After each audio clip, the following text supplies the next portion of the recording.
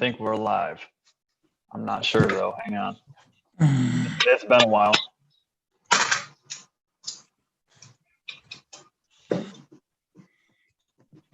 We're live. All right. Sorry, casting with this thing, and I was thinking about the Jim song. You know, 1 is the only number. That video. Yep, there we are. Everyone's going over already. Sweet. Hello, Absolutely. everybody. Uncle Jim better get his ass off the couch and get on here. Picking up where we left off. Yes, sir. Well, And we now got you can have as 12 many hours to people catch as up. you want. Yeah. You're casting in the house. I got a window open. Okay. He always does. I always cast in the I house. thought you casted at the swimming pool. Yeah, you want me to Yeah, go to that's the when it's pool? not 140 degrees. Too damn hot outside to catch by the You're pool. not.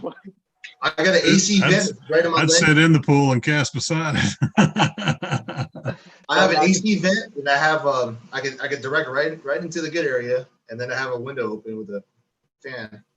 So cool my balls while I'm casting. Don't knock your PID in the pool when you're casting in it. No Yeah. kidding. Lead explosion in your face. And you get electrocuted from power cord dropping in. 2110, you'll survive. Ding ding. Who's this? Timothy. PC Bullet Empire. Thank you for changing my name. You're welcome. Are you there, Tim? The Emperor has arrived. I see him. He's connecting, it says. Oh, Please there he is. There he is. But Now you're he's, muted. now he's muted. Yep, you're muted, buddy. There we There go. There we There you go. You're live like Memorex. All right. Oops. Whoa, whoa. Sorry, I changed all your view things. I hit the wrong button. That's okay. It's been a while. Today I Since, had to go to one of those bulb and battery stores to get a 2024 red dot battery. You know, Wally World didn't have it. No one had it. Had to go to one of those places. Never been in one. 2023? Yeah, it takes a 2024. Walgreens. Or is usually where you maybe find it's 2023. No, 2032. I'm sorry. 2032. 2032. I apologize. Yeah. I was about to say, oh, the quarter. what I- One looks like a quarter. Yeah. Walgreens didn't have it either. I gave them a call because I wanted to get my meds at the same time, but they're like, nope, no, I have it. So Auto. Yeah, they're sitting at the counter. No, we ain't got that. No. exactly. They don't even go over there. You don't got. We What's don't your got a high mask. school No, you can't come in without a mask. I'm sorry. Hey, did he tell you to wear your mask, Willie? That is a negative. Negative. So, just those that 20 one store, and I told the guys until it becomes a law, you can kiss my ass. Those Just get you a thong, Willie, and it just barely Oh, covers your I nose and your literally mouth. did this. I did that, and he goes, "Your shirt won't work." I said, "What do you think you have on your face? the same thing. It's the exact Yeah. same freaking thing." Yep. So a guy went out and got a handkerchief wrapped around his neck and pulled it up, and they let him come in. I'm like, "What the hell? It's the exact same freaking thing." Yeah, just get you one of those fishing socks, you know. That's no Man. big If deal. my jeans can't stop a fart, what do you think that mask is gonna do? Exactly. You should have come in with pantyhose over your head. Oh, Well, now man. you guys know back in the 1800s, those handkerchiefs stopped a lot of diseases. Haven't you ever watched them old films? That's They right. always wore the handkerchiefs and, went into all them TB houses and they never got Yes, sick. Yeah, Asians, they wear masks all the time. Did that stop that problem? That's all I gotta say. Just Yeah, like get you a Lone Ranger mask and go in. That's right. this guy, his Say mask wear a was mask. dirty. This guy's mask was dirty, but it had this fancy little like ports on the side, and he goes, "That's why I have spare Oh, filters." RZ inside." mask. I I'm got sitting there one of going like, those. "Kiss my ass," You just gotta get your whitey tighties, a big old skin mark right on it, and just freaking walk right in. No, I'm gonna get a mask. And I'm gonna write "FU" on it. You can probably order them. You probably can. I've seen all kinds of kids wearing Yeah, ones with Jim's smiles Hangouts, and all that or stuff. Whatever it is, ran out of time. So you only get It's a some. comfort thing, man. It's a comfort thing. On the internet. Anyway. Yeah, that's all it is too, Kenny. Instead of. Mm. Nah, I'm sorry. Until they say it's state law, they can bite me. Mhm. Those 2032 batteries, those are actually key fob for your car. So auto parts stores carry those if you ever. Oh, if you I ever didn't even think about that. Yep. Use. Or at work, most of the guys' welding hoods take those, and we have them in the little dispenser. So I get them free. There you go. Well, that's cool. Twine's got a knife. I got a new toy. It's a utility knife, but the detent's built into the finger hole, so you cannot. But I mean, it barely takes. I bet it doesn't take an ounce to pull it in. Wow. That's And cool. it won't sling out. But then the same way, who makes these? It's actually in Italy. Jocko, whatever is his name on Instagram, and he did a Nice. Kickstarter, and it's a fantastic knife. He's a super cool guy. But yeah, YouTube, Instagram, that kind of stuff. But it's called the Nice. Maker knife, is what it's called. I bet it weighs maybe 2.5 ounces. Cool. What Something do to you- keep in your purse too. If something goes wrong, you can flip right out and Yep. cut someone. It's got a clip for your like if you get in your pocket or wherever, you know, Yeah. and it's adjustable. You could flip that around to the other side if you're right-handed or left-handed, or, you know, I've seen folks that have had leather cases made for them or have their logo, you know, etched in on the side. So yeah, I'm a little tickled with my new toy. That's cool. Yeah. Oh, How's I it? see Uncle Jim in the side chat. Lazy ass is probably on the couch. That's what he said. Yeah, he's Oh, probably yeah. got To it the fired up couch. on the big TV that after Mig got it all hooked up. Yeah, West Covina, you could carry it in your pocket because it's not gonna open unless your finger is initiating it. Now, So you can carry it in your pocket. I'm sorry. Did you send Pat a link? I did. Come on, Blue Fingers. I think. Let me check. Mhm. I bet that's gonna be a fun rifle, Tim. What rifle's that? That 7mm Rot 6. I bet that's gonna be Oh, fun yeah. to shoot. Oh wait. Oh wait, excuse me. Yeah. Yep. I sent Pat a link. You're gonna I use got, that. I got a same rifle, or I got a rifle in MMO8 right now. Tim. Which one you got? Oh yeah. Got your back. $55. $55.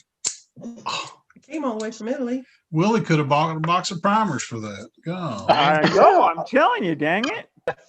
And I'd had money for a soda pop afterwards. Well, it came from Italy, so I had to the conversion rate was a little jacky. You had to pay the Corona tax. Yeah. Pat got Blue Fingers, and he's getting something to eat. He'll be on soon. Ice cream. Yeah. Manscaping videos. Oh no, man! Nice knife. Come on, The Jim. owner of You the don't shop- Oh, get well, out- you can do that on YouTube, but you can't have a reloading video. Exactly. No kidding. As long as you don't go full pickle, it's okay, I guess. Hey, I've been seeing some of these two girls having these videos talking about, I'm just like, wow, and they let this on, but we can't reload. Yeah. It's ridiculous. Now, what was you saying, Kenny? I was saying, yeah, the owner of the rifle, or the owner of the shop bought the rifle back, but now he wants me to do a bunch of work to it. So made money two ways. There you go. Oh, he put a BCA scope on it. Damn it. Nothing wrong with BSA. Oh, Rogers, that's hilarious. Yeah. Okay. At least got a rail for it. I've had BCA scopes for years. Yep. Yeah, this one's got the set trigger. This thing is awesome. Tim must be Oh, it has a dual trigger. chamfering and deburring. Oh, can you hear that? Sorry. Oh, it makes my teeth hurt. Yes. Yeah. Makes your teeth hurt. I actually can't hear because I got my earplugs in or my earphones in. It's not bothering him one bit. Not at all. Yeah, we're over here cringing like somebody scratching a chalkboard. And Oh, it's too funny. JH586 will do that. And I mean, it's just like, oh, don't use the lead deburr and chamfer. They're the ones that scream so bad. Oh, the Lyman Case Pro Center doing 223. That's a screamer too. Yeah. I did a I'll bunch- just I'm do me actually with 300 using a blackout. Wilson. That RCBS Case Prep Center does the same thing. Besides growling, damn thing's so old it growls at me. Makes that high pitched noise. I put my earplugs in, listen to music, and do brass. Now, any of you guys played with that world's cheapest trimmer? Pat gave one to Jim, and I just ordered one. I'm waiting for it to come in. I think Kevin's got one and he just loves it. What are we trimming? 300 blackout. Oh, We're manscaping. I was still on the again. manscaping. Oh, man. I was like, dude, this is a different type of No, conversation. I got the straight razor for that. You know, I don't worry about it. Oh, Willie. I only use a straight razor. I'm sorry. Ouch. Hey, That's cut it all I off. Just shave get a with. new one. That's right. That's right. Just Get a prosthetic, Don't yeah. have hiccups and don't. Well, you can just plug your leg in there. Should be 2 more weeks, guys. 2 more weeks. Willie, they have 3 legs. That's That's right. right. Call it. Just call him tripod. Yeah, that's right. Oh. Poor Willie. Believe me, I've seen some of those boys in the service going, dude, what happens with that? You feel faint? Jeez, that scares me. Get it away from me. You're going to faint from blood loss. Uncle Jim is the weed eater. He No, likes no, Jim don't trim. He keeps saying that. Gardner. Oh my God. I should probably let you boys talk. Oh, you're welcome, man. Yeah, we're just getting in the chat. I believe me, I can get dirty and nasty, and I'm not gonna. No, We have a lady no. present. We have a lady present. We have the public present. And That's eating chocolate. oh, my chocolate today, You are man. chocoholic. Today is my day for chocolate. Oh, I wish I could. It just hurts my stomach. That's what keeps me so thin. My wife gets those bags of the Hershey almonds, the little like Halloween candy ones. I'll have one of those and you get upset stomach after that. It was good at the time, but it's just like, oh, well, you had the gastric, Marvin. I You call know, them it's sugar like- bombs. Yeah, that sounds better than dumping syndrome. Yeah, Yeah. Well, no, it wasn't the dumping syndrome. It just made my stomach really upset. yeah, You know? it gives you cramps. Yeah. Hmm. Ooh. Just like I miss ice cream and milk. Oh man, I miss a bowl of cereal. I can handle milk and some ice creams. It's weird. Like those Oreo balls. I took a bite of one of those, or like a bite of a brownie or something. It's just boom. I mean, within 10 minutes, I'm in the bathroom. Oh no, brownies okay, no problem. But ice cream itself, sherbet I can, because sherbet's different, of course. I can have sherbet, but It made you I- lactose intolerant. I think I'm like lactose intolerant. You're right. I miss a bowl of cereal at night. I miss that so much. And my wife's like, well, try the lactate milk. I'm like, it's not the same, you know? Well, on cereal, it's fine, but Not to this boy. This boy's going, I want real moo on there, you know? Get that fake milk. that almond lactate's sweeter than regular milk. So if you put it on something like cereal, it's Yeah. Mhm. Willie, you're out there in almond country. You ought to be drinking almond milk. Oh, the almond milk's here, but I just don't like the taste of That's where all the water supply is going. yeah. Now, no doubt they'd rather water the tree. It's the yeah. highest consumer of water in California is almond. Highest consumer Oh, yeah. plant of water. You're gonna put it in the freaking desert, Bakersfield. Exactly. Brilliant. Yes, Yeah. sir. That's all. Yeah, we could. That's all your. It's a Jerry Brown's freaking father. What is that, Diamond Almonds or something like that? We have 3 processing centers in between my mom's and my house. Big, massive processing centers. Chappie's in the side chat. Yep.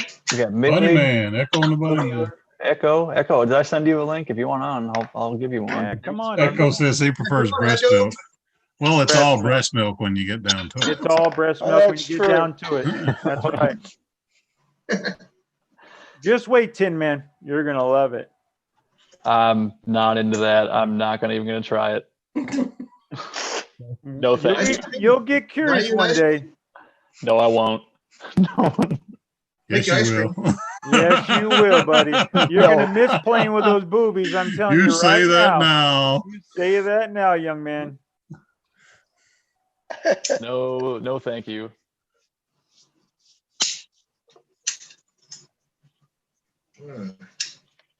You do not make them like they used to. What is that, a flare gun? 700. Oh, 700 actually looks like a flare gun when you're holding it in your hand. Yeah, another build I'm doing. Yeah, you got to watch out for that old safety though on those old 700s. Hey, Oh, Jack this Bond, one's off by- Roger. This one isn't as bad as the other ones that I played with, but this one's off by 6,000. 6-shooter texting is here. How's it going? Yeah, A lot that of was folks in crazy here. when the 700s you'd flip the safety off and they'd go bang just by flipping the safety. That was on the trigger. Yeah, they changed all that up with this, the new, what is it, triggers they have on there. The new triggers they put on there are just garbage too. They're horrible. Yeah, I saw the guy who made I watched the interview with him. And he said it was a 5-cent or 10-cent fix, and that would never happen, and they didn't want to spend the money. Well, I don't understand is this. If you see that on the trigger, there's the fit screw. It's right in the middle of your shoe. It feels like crap on your finger. Oh, nice. I bet. Why the hell would they do that? I mean, honestly, if you take it off or you adjust it, then there's a gap and it feels like crap still on your finger. Little JB Weld, you'll be all right. Be just fine. Little duct tape, Oh. 100 mile an hour tape is Kyle calls it. Yes, sir. I was thinking trindle, just trindle it down, Just Mhm. weld take it. it totally off. Little silver solder. That'll do. Yeah. That's what I was gonna do. But Braise it in. we're gonna throw a trigger tech on it. Yep. Braise Get it where it you in. want it. sand Get it where you want it and throw some TIG filler on it and grind it down. Yeah. Well, Willie, are they burning down police stations and protesting out in California? Not by me locally, but I've heard of all the other states. You know, when I heard that, I just put one in the mag and said, "Okay, come to my house. You're a dead puppy." But I'm away from that crap. There's protesting all the way down Maine, Turlock, but it's all friendly, except for one guy who started blocking a gentleman who had an 18-wheeler. He literally standing in front of an 18-wheeler with a sign "Black Lives Matter," and the guy's blowing his air horn saying, "I'm gonna run your ass over." So finally, he moved out of the way and let the truck go. It's just like you don't have no smarts up here to stand in front of a rig that's turning. Yeah. I'm sorry that happened to that person, but burning your towns down over this is just stupid in my mind. Well, they're burning their own neighborhoods. It's like, Exactly. Yeah, really? And you Yeah. think about it. Some of these places are black owned, and they'll never be able to get it back. You know, What about that group that tried to get into the White House? That was hilarious. I didn't hear that. I didn't hear I about didn't that. either. You hear about that one? There's a tweet also. Good old Trump said those that ever got into the White House would be met by vicious dogs, and ominous weapons. Now, my son said somebody was out in front of the White House in riot gear, fully loaded mag, and everything. I'm like, a Secret Service is not going to allow that to happen. And No. my son's all, yeah, they showed it. I'm like, I don't believe that. You know, It's I don't just believe that for another- 1 minute that the another president's BS going thing. to say, yeah, let him have his Second Amendment right out in front of the White House. My ass.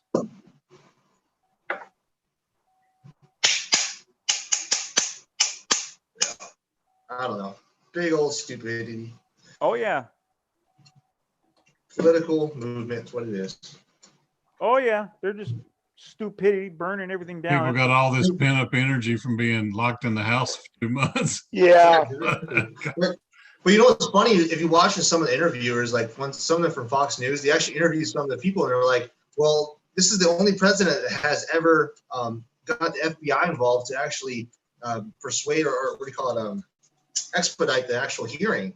When does it ever happen? So how is he a racist? Not to mention the guy that did that had 2 black cops next to him. Yeah, my What? wife's They didn't saying say that all of them should be locked up, and When Yeah, I did mean, it Watts was wrong. burn? Watts burned in '68. You know, it's not Yeah, like it was this is wrong for what something he new. did. mm-hmm. You know, Wrong for what he did, but he's had a history of being violent like that with well, not just him. you know, it's the whole militant crap that just, you know, if just like the mayor of Minneapolis said, if that was me that did that or you that did that, we'd be sitting in a jail cell right now. Oh, In fact, there was a absolutely. police officer that did that, and they're all going, "Well, we need to investigate it and look into it." Oh, come on. That's the Well, part there's that some- burns my toast. Dave Just There's said pass that, something no more- confrontations. I guess There's There's George something Beck- more deeper to it, guys, because those 2 used to work security together at a club. Yeah, my wife said that. Who did? Which 2? The officer and the gentleman who passed away. The Yep. gentleman was a Really? security There guard was a back inside. relationship story between them? Yeah, supposedly. That now, I don't this know, is but this is hearsay. This is what my Yeah. wife's telling me No. that Yeah.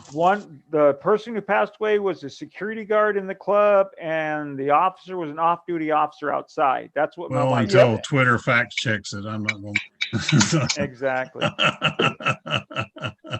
But Kenny, I picked up a new mallet, just like yours, but I like $8. I know you're. Yeah, I saw those, dude, at Harbor Freight. I was like, oh, Harbor man, I should Freight. get those. This is the exact one I use. I just bought myself a new one. $8. Is that and one a lot nylon or- more- a lot more mass.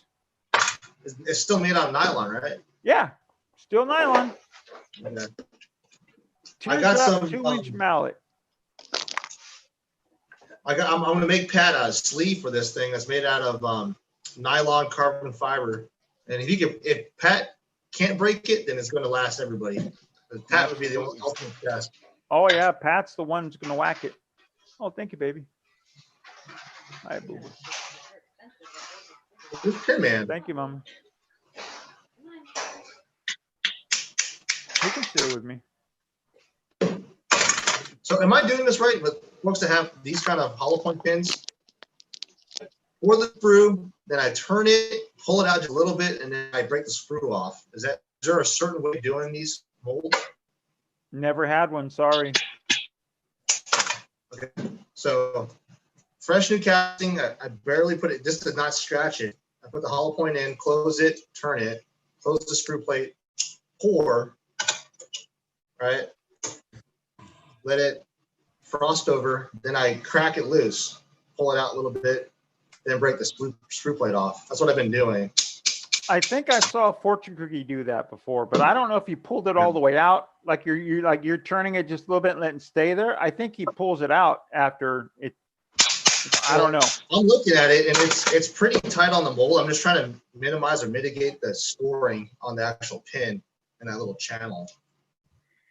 There's That's gotta one be of a those Charles- old school hollow points. Charlie Herbie's got the video on that. Charlie does? Uh-huh. Okay, I have to look at that. Yeah, I Did you think see he his was water using, tube he's making to test hollow points with? Let's schedule Yeah, 82. yeah, that big old tube he got now. Mhm. I told him, why don't you just go freaking dig yourself a pool like I did? The my fear is he's going to put something high caliber and that middle silicone's going to rupture like all get out. He doesn't need it 8 feet long either. 4 feet ought to be plenty. Yeah. I didn't realize he was in California. Is he up north somewhere?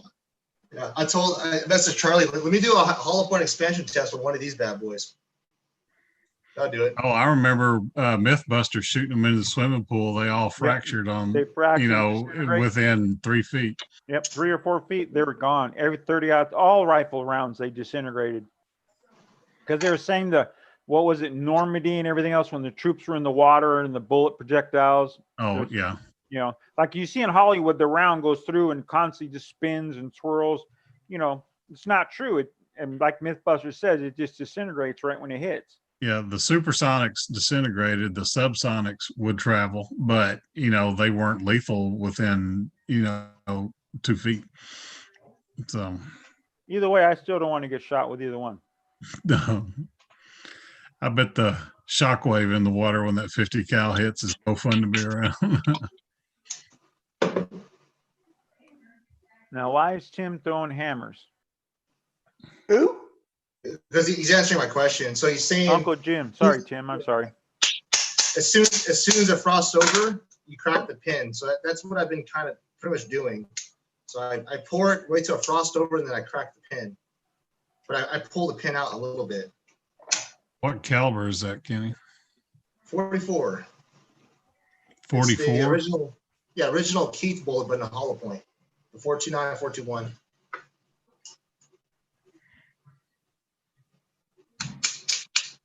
I'm trying to cast a bunch to send to Jim so you can do some hollow point tests. Put you an Allen wrench in there. You water quenching? They're air cooled mixed wheel weights. So I got soft and clip on, and then I added 2% tin to it. Well, Jim's used to having something soft, so Well, it's got 2% How do you tin. know, so Willie? I'm only guessing. Willie. Me and Taco cut up that cube that Jim melted down. I knew there was rebar in that thing. Oh, was there? Yeah. I didn't see him melt. Yeah, that's where the cross came from. That was the rebar that was inside it. Oh, But I it's- wondered what that was. Okay. But it was like pure soft lead. Now, did Jim make a video melting it down? Yeah. Yeah. Oh, I haven't seen it yet. Yeah, it was like a counterweight in an elevator, like for a one-story elevator or something like that. Still, it'd be nice to have any type of lead like that. Lee Taco's got 500 people that bid for him. His best hookup is that stained glass window company sells him a scrap for little to nothing. That's all soft.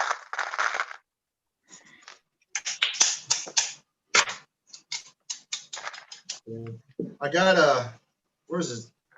Got his mold for him. Picked up Pat's mold. Big old. Oh, if you want some, I'll show you those art.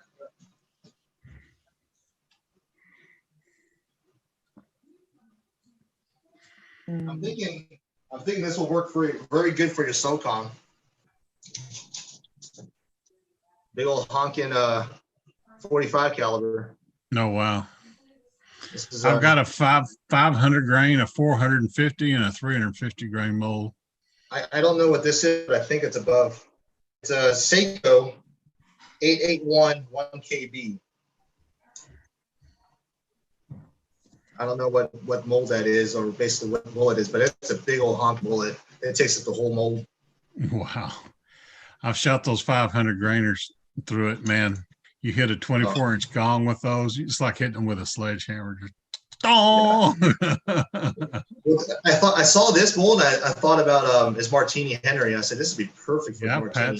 Pat's Martini shoots those 45s, 458.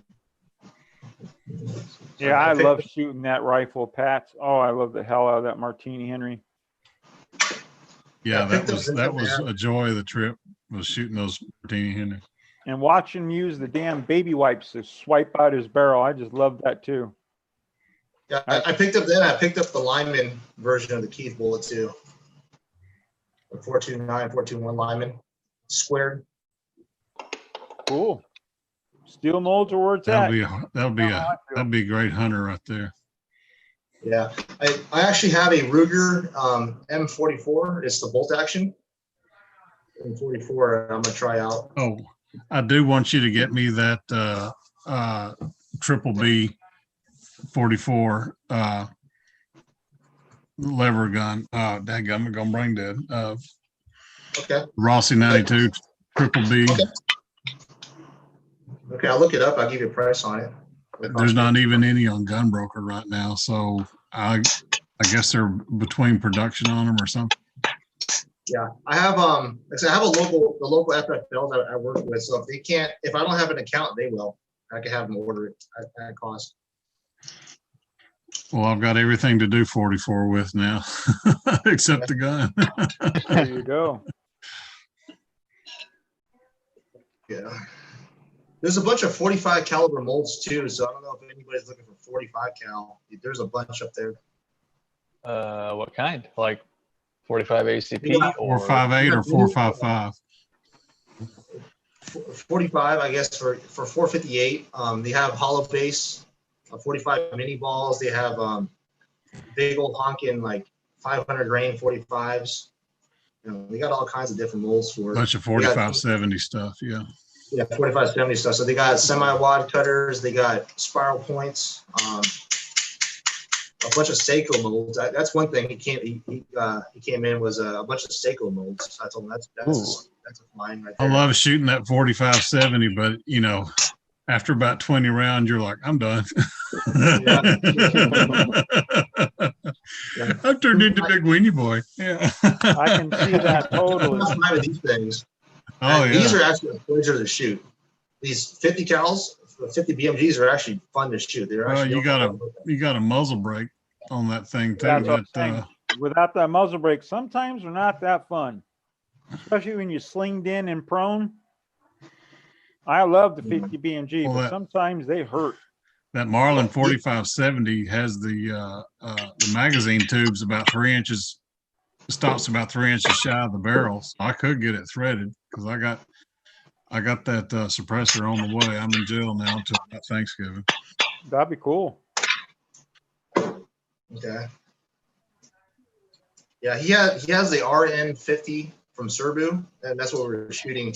And this, I'm not even joking. This is probably the most accurate cast lead rifle bullet I've ever shot. It's all touching at 100 yards, and we took it out to 1,000 and easily was doing it. Sawdust in my eye. Sawdust in your eye. Yeah, I was using the lathe today, turning bowl blanks. Yeah, I'm making myself a stand. It's real simple to hold the 5-gallon bucket and those cross stand, the bucket right in the middle. Build one of those so I can take it to my sister's house, take my bullet trap. Well, yeah, I thought of something today watching Paul Harrell. Why couldn't you stick a bunch of cheap fleece blankets in there because that's how he catches his bullets is in the, with like 3 fleece blankets folded up. Yeah. Well, you got a blade, you probably stop them. fill up a 5-gallon bucket full of fleece blankets from Walmart. I tried that. It don't work. What the deal is, what he's doing is he's putting it at the end and it's loose. So it actually, when the bullet hits it, it actually moves with the bullet. So that's how it catches it. It If you catches put it it in like a a bucket, bulletproof vest does. Okay. yeah, and if you keep it in a bucket or it's solid, it just goes through it because it just, Oh, okay. yeah. Gotcha. Because I thought the same thing, so I tried it. It Right. did not work. Pardon me. Well, Georgia Boys is the best I've seen. Fill it full of the rubber landscape mulch. I tried that and I blew right through it every time with everything. Play sand's the best, man. Play sand seems to be the best. That's what I just did right now. I got think about it, Kenny. A damn sandbag was only like 6 inches thick. Will stop rounds. So if you got a 5-gallon bucket full of sand, it's not a 22. Well, it's gonna suck it up. I know your video. I remember, but so I'll admit it. I'm copying Jim in the sand. I can't find the phone books anymore. The phone books, I put an old saw blade and I filled it full of hardback books. Would stop at 223 all day long. Yeah. I'd hear it ding, the steel plate in the back, because the steel plates are a little harder than normal. It's not a soft metal, but it would stop them. Yeah. So I'm building me a mobile shoot gallery in the back of a trailer. So I'm gonna take it out there. I'll have a bullet trap, sand trap, and some steel. That one that Jerry Mikulik built on a old truck deal. Yeah. So that's the funny thing. I can pick up those old military trailers left and right out here for cheap. It's just I don't have a pencil hook. Yeah, you need those damn. Pendle. Yeah. Jerry Mikulik's like, don't breathe any of this dust in when you pull this cap off. That's right. Your world. Yeah. That was a bitch and bullet trap. Yeah, it is. And it's not hardened steel. So It's don't got know to be at the how- right angle. Mhm. Yeah, I don't know how it would do with, like a 223 green tip or something like that might punch right through it. But Yeah, Kyle has that steel bullet trap he made. I was just thinking where the round tube, if you can get some AR 500 plate to slide right down into it, if you can hit in the same spot, that 500 plate gong inside there will stop everything rifle wise. Kyle's has like an 8-inch pipe in the back, and he catches it on like an old cast iron skillet, doesn't he? Yep. Yeah. Says it takes 2 people to move the son of a bitch. It's so heavy, but Well, like Kenny could have it in his backyard. So. exactly. That's what Charlie Irby did. He's got that pipe around that spins the lead around and then it kind of just drops into a bucket or whatever. But and KFW made one of them too. And it's just, That's it kind what of, Michelix is essentially. Yeah. yeah. Because it If you kind of just put his pipe horizontal. turns your lead into dust. So you really can't see Yeah, the once powder it's, coating is still on there or anything. But if it oxidizes and when it turns to dust, it'll turn to lead oxide, and that doesn't melt. So yep. I was thinking if it rains or any kind of sideways wind, rain or whatever is going to get into that little funnel thing you had and settle in there. Hey, good night, CW Long Shot. Thanks for stopping by, man. Hey, we got Chapman out there. Yep, Curtis is out here. guys, I got to get up in the morning and move a college kid back to campus. So I'm going to sign off. Great seeing everybody. Good seeing you. All right, Curtis. man. Good seeing Good night, you. Ozark. All right, I'll good go night. watch you give me shit in my video. That's right. I I'm going love to give you shit in every video. Will. I feel bad for Jim. I always give Jim shit. Everyone. I'm like, oh man. Oh, Willie, that package, I don't know what happened. I was going to send you another one. There's still, Okay. yeah, I put a claim in for them to investigate, and they said they got stuck in Moreno Valley and never left there. They don't know where it is. Same thing happened from Same thing happened for me and Tin Man. Brownells. They finally delivered an empty box. That was funny. It took a month and a half for them to give me my magazines from Brownells, and they said it's been Well- sitting in my town the whole time. I had a bunch of 350 legend brass in there from Starline. Good night. Night, Ozark. About that, buddy. Well, hopefully it'll come in. I'll let you know if Take it care, shows. man. Good night, Marvin. Okay. I hope it shows up. I'll let you Yeah, know dude, if it shows. that was all of my Starline brass in there. I got Winchester stuff in Federal. I still got that. I'm pretty much over that caliber, so you can have it all. Why? You don't want to do it no more? I need to, every time I make a barrel, I'm selling it. I'm like, damn, I can't never enjoy it really. So I'm just going to, if I can find another place that actually makes a barrel that's actually worth turning it, it doesn't cost a lot of bits and carbide bits, then yeah, I'll make me another one. Did you ever get Taco his barrel? No, I talked to Taco. He pretty much says he doesn't, he just buy one. He'll basically buy one and I'll use my reamer and throw it out. Gotcha. It's easier because, like I said, when I turned your guys' barrels, I went through, I think, a pack and a half of carbide bits. Whatever that barrel's made out of, it's some super hard crap. I don't know what it is. Well, I'll have to find a Savage bolt gun to send to you to have you put that barrel on it then. Yeah. It chattered the hell out of my lathe. I could only take like 1,000s or 2,000s off per pass. So going all the way down from 1.2 down to 7.5, and that took a lot of passes. Oh, I bet. Well, I appreciate you doing it, Kenny. No problem, dude. Yeah, I'm glad you hoping guys to got shoot the it barrel. tomorrow.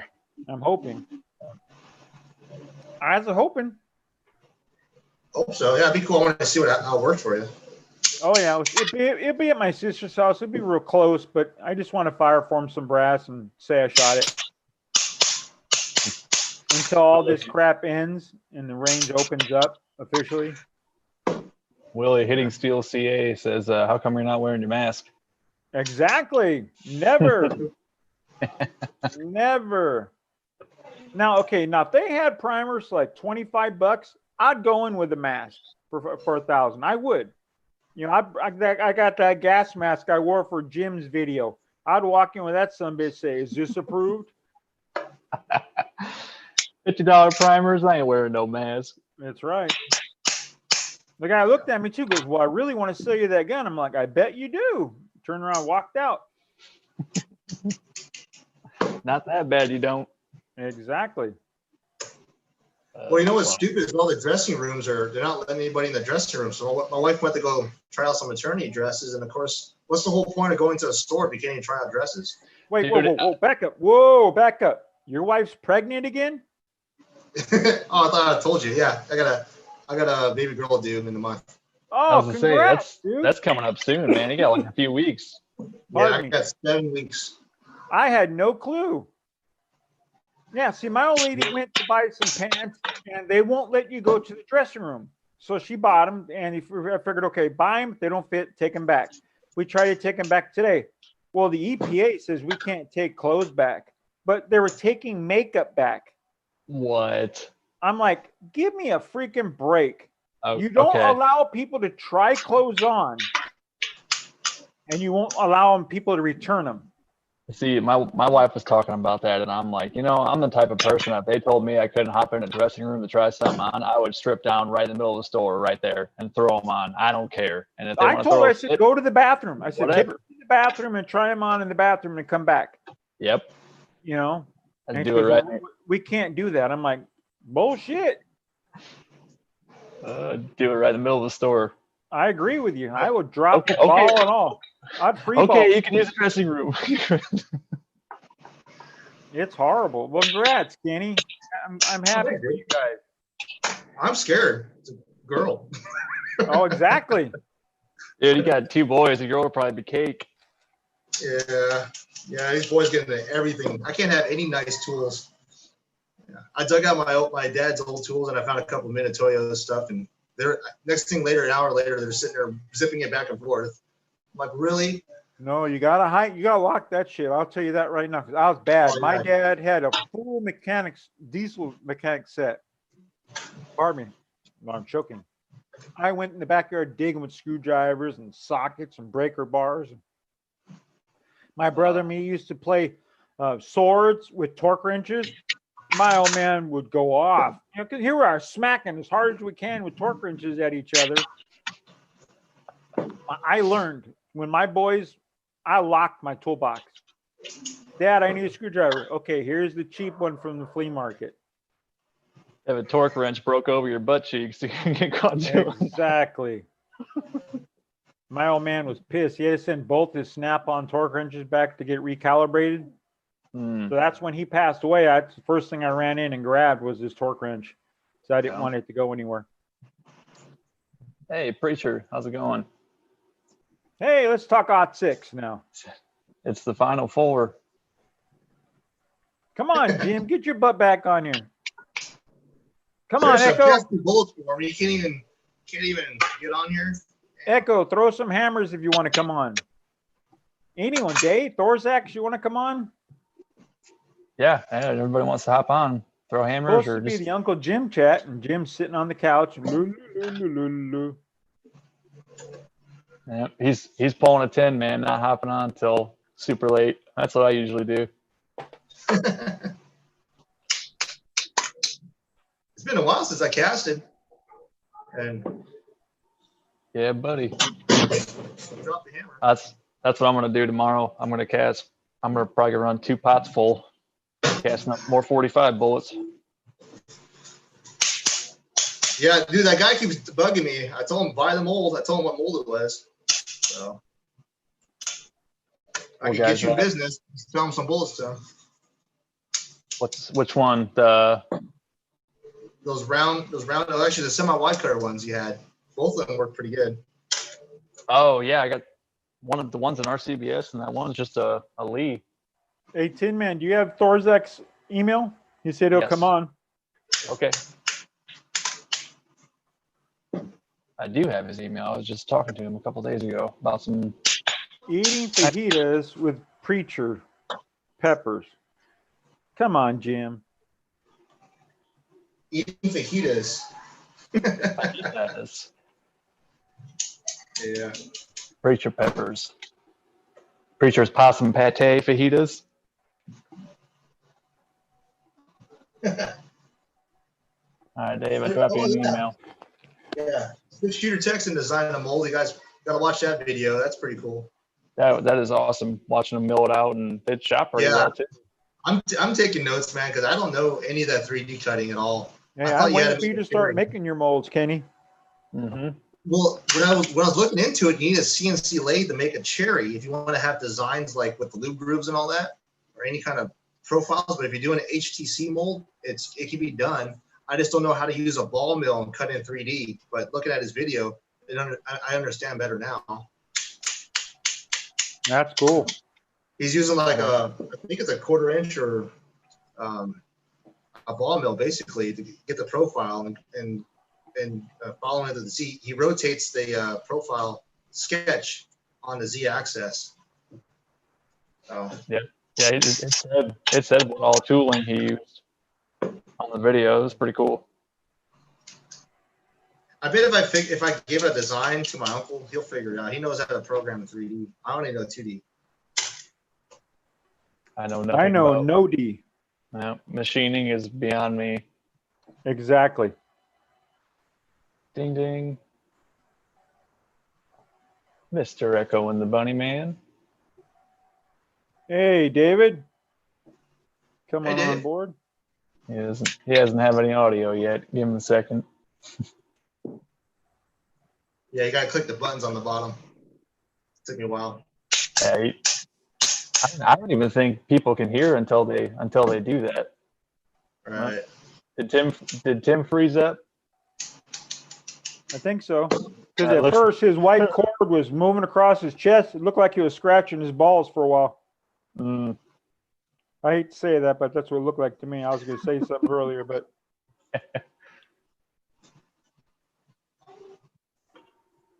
I like that. Ding It's like dong. ding dong. yeah, ding dong. like the old Stater Brothers grocery store. All right, Thor's Axe, can you hear us?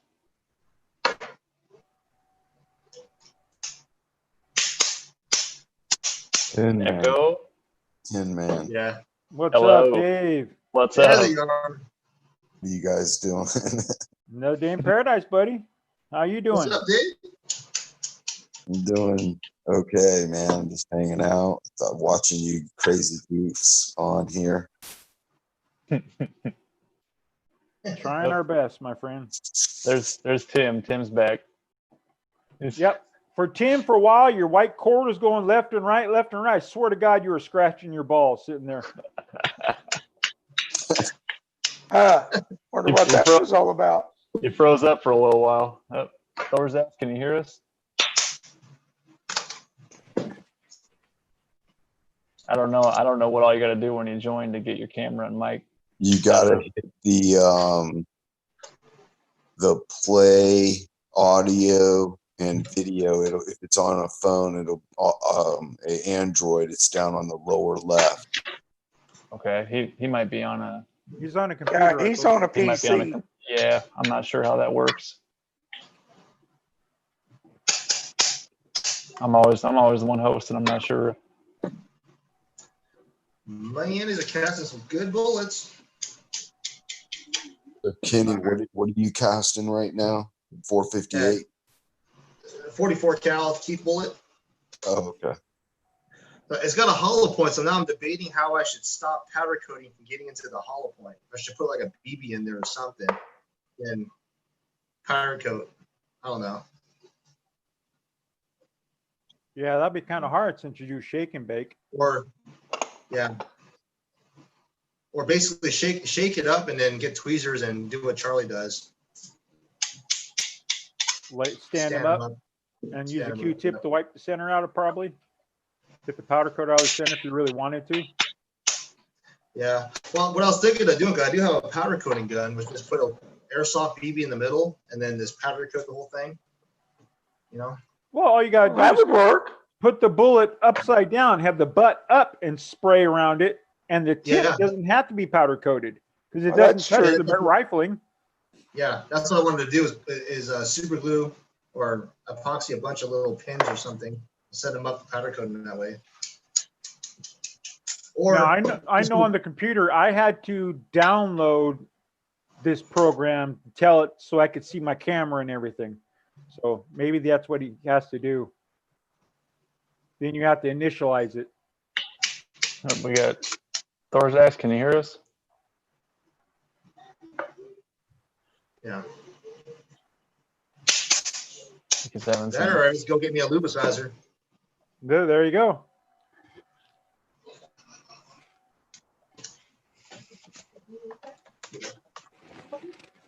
Right, and they can't. It's too hot. Yep, I think I hear him.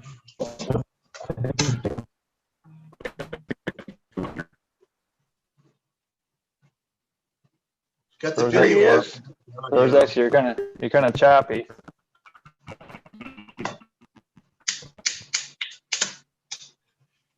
You know, yesterday my internet was like that. My internet was horrible yesterday. And I heard everyone else saying their internet was bad also. So I don't know what happened across the United States. Solar flares.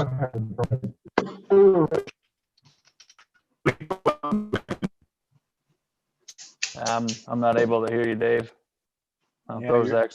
Sorry, we got two Daves here. Sorry. Yeah, Thorzak's, you're roboting real bad, unfortunately. Yeah, that's what I'm getting as well. Poor guy's just starting to get into coming on live streams with all of us, and then all of a sudden you have that problem. I know. He's it got good sucks. info, man. Yeah, I'd like. to Oh, talk he's to him. very smart, man. I'll tell you that right now. I learned a lot from Definitely. his teachings. Zoom takes up more of a bandwidth than the old Hangouts does. Yeah. Right. I don't think it's as bad as StreamYard though. StreamYard Oh, sucks your StreamYard kills my phone instantaneously. Just wipes my phone out. I'm hardlined to this computer right now. That's why I'm working to be able to see and talk to you guys like I am now. If I was just going by Wi-Fi, oh, forget it, you know? Yeah. Or wireless, I mean, it would be horrible. Yeah. I need to ask Jim if he wants these powder coated. Jim, you want these powder coated? Yes or no? Get that ass cast spray and spray all over them and ship them to them. Oh yeah. Double bag it so I'll we leave him can't smell surprised.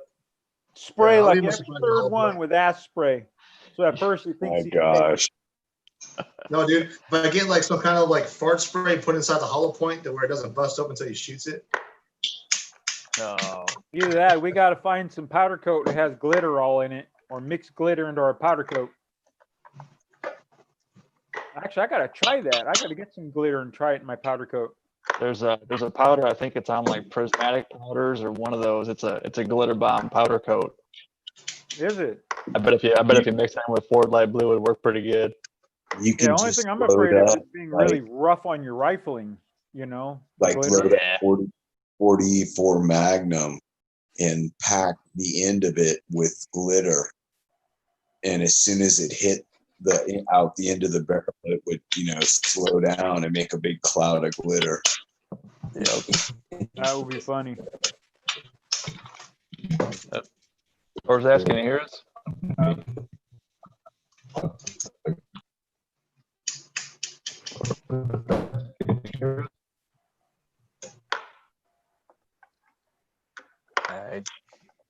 Where is it? I see him, but I'm having trouble hearing him. Yeah, me too. Try turning off the video and then just use your sound. See if that helps. You guys hear me? Yep. That's Yeah, better. that's a little better.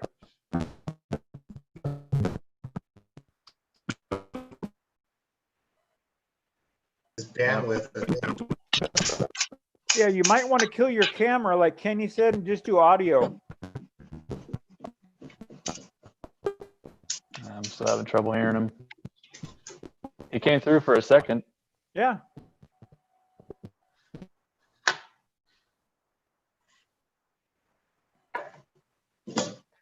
Uncle Jim says non-size, no powder coat, or non-size with powder, or non-size with powder coat, whatever's easiest. Yeah, don't size him because you know he's gonna cry.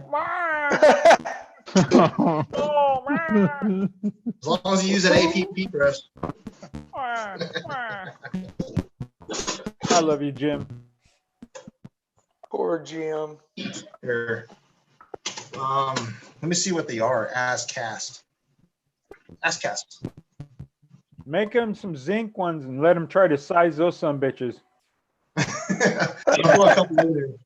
Just throw like 4 or 5 zinc in there and just watch him go. Okay. Ask Cass. There we go. Wow, that's actually, oh, you guys see that? You guys hear me? I heard you for a second, Dave.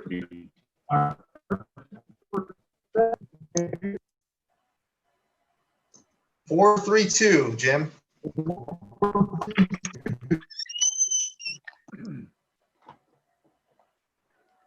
Four three two 433. That's the bullet diameter. Ask I'll be Cass. right back, guys. I can get some more water. Right. 432. That'd be awesome. Powder coated. Just has to do whatever he wanted to. All right. Oh, good night, preacher.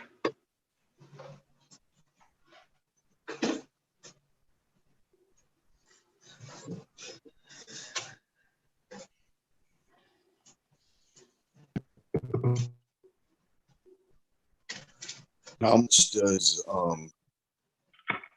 powder coating add to the diameter? It depends on how you powder coat them and what powder coat you use. A lot of times I can add 3 or 4 thousandths if I try, and then sometimes you can get it down to like 1 or 2 thousandths. Yeah. I think what did I get one time? It was probably like 8 or 9 thou. I mean, it was ridiculous. I didn't shake any of the excess powder off, and I got a huge coat. So it.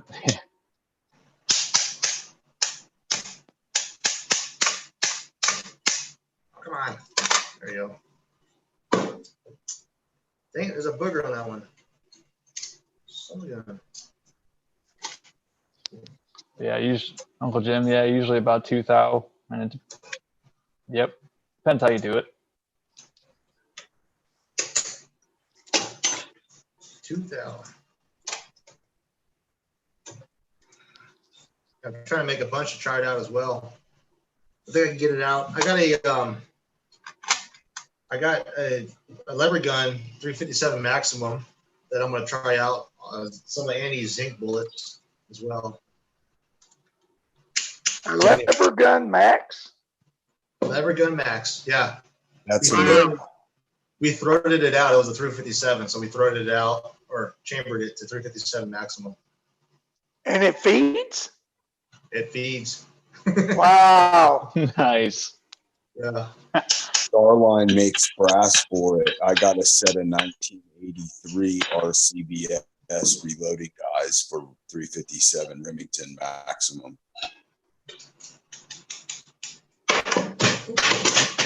Hot pin, don't touch it.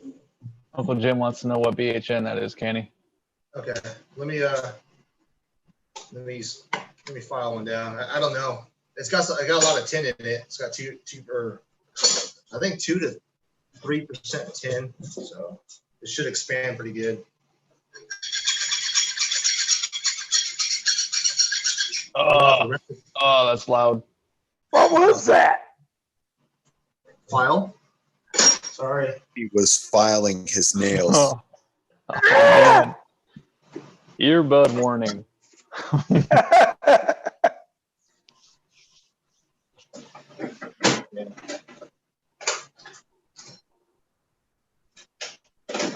Stage kit. Yeah, I went off the recipe for my 9mm, basically hollow points, so it should expand. Same velocity. Side chat, hidden steel. That's the bad thing about Zoom. We can't have the side chat up on here. You know, maybe we can though, because there's an option that says go live on YouTube, and I never clicked that. I wonder if that would make a difference. Yeah, if you go live on YouTube, you have a side chat with Zoom. Well, what am I doing then? Son of a.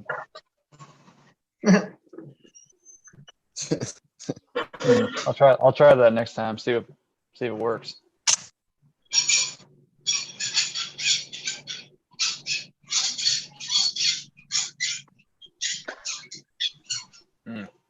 All right. I filed it over there so you couldn't hear it. Thank you. Pussies. Uh, All right. VHN test. Off of Progressive Press. Imagine that. Have you guys seen those little microscope things for the Lee BHN test that Bacon's doing? He Yep. 3D printed. That's pretty they're cool. actually really awesome. Yeah, I got to Yes. order one of those. It's a damn good idea. Yeah, I got to get one of those. I was just going to get a microphone glass, little magnifying glass, and drill it out and put the lens in it and try to epoxy it in, and you can zoom it in and out that way with a microscope. Excuse me, the hell am I Yeah. saying? But I have never come across one yet. So that's a damn good idea that Bacon came up with. Ooh, Yeah. this is pretty soft. I did this like 2 years ago, and I actually lasered out a spacer in here that has a hole in there the right size, and then I screwed it in and then just dropped my microscope in it. There you go. That'll work. I can't hold the thing still with my hands to get a reading. I can't do it. Nor can I. Shit, no, I had a hard time. I gotta get some light. I can do it. And if I can hold it still, I'm not gonna be able to read anything. Yeah.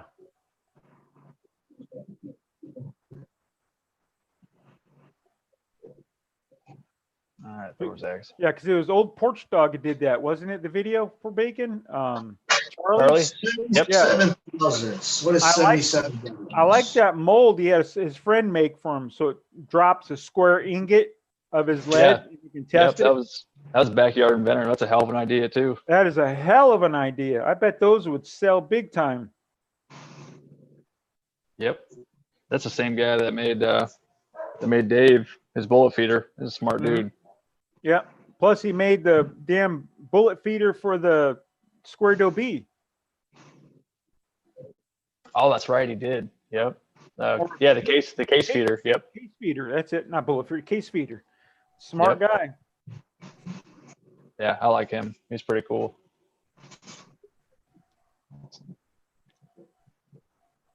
Here's Thor's X. So what have you been working on, Tin Man? Trying to get my 1911 to feed this Lee bullet. Still no luck. I switched magazines to some CMC shooting stars that I had laying around, and it worked. So this my Ruger cannot deal with Springfield magazines apparently. So I got 2 shooting stars right here. I'm going to try again. It fed 30 of them, no problem. And then another thing I figured out, if I limp wrist it with that bullet at that length, because I did it on purpose, I limp wristed it for one shot to see if it would change anything, and it jammed. So I have to hold that thing like rock solid, otherwise we'll throw the timing all off. That's what I was afraid you were doing, is lip wristing it and not realizing it, you know? Yep. And I mean, if I put a lighter recoil spring in or something, it might help if I do limp wrist it, but I don't want to put a lighter recoil spring in, obviously, if I don't have to.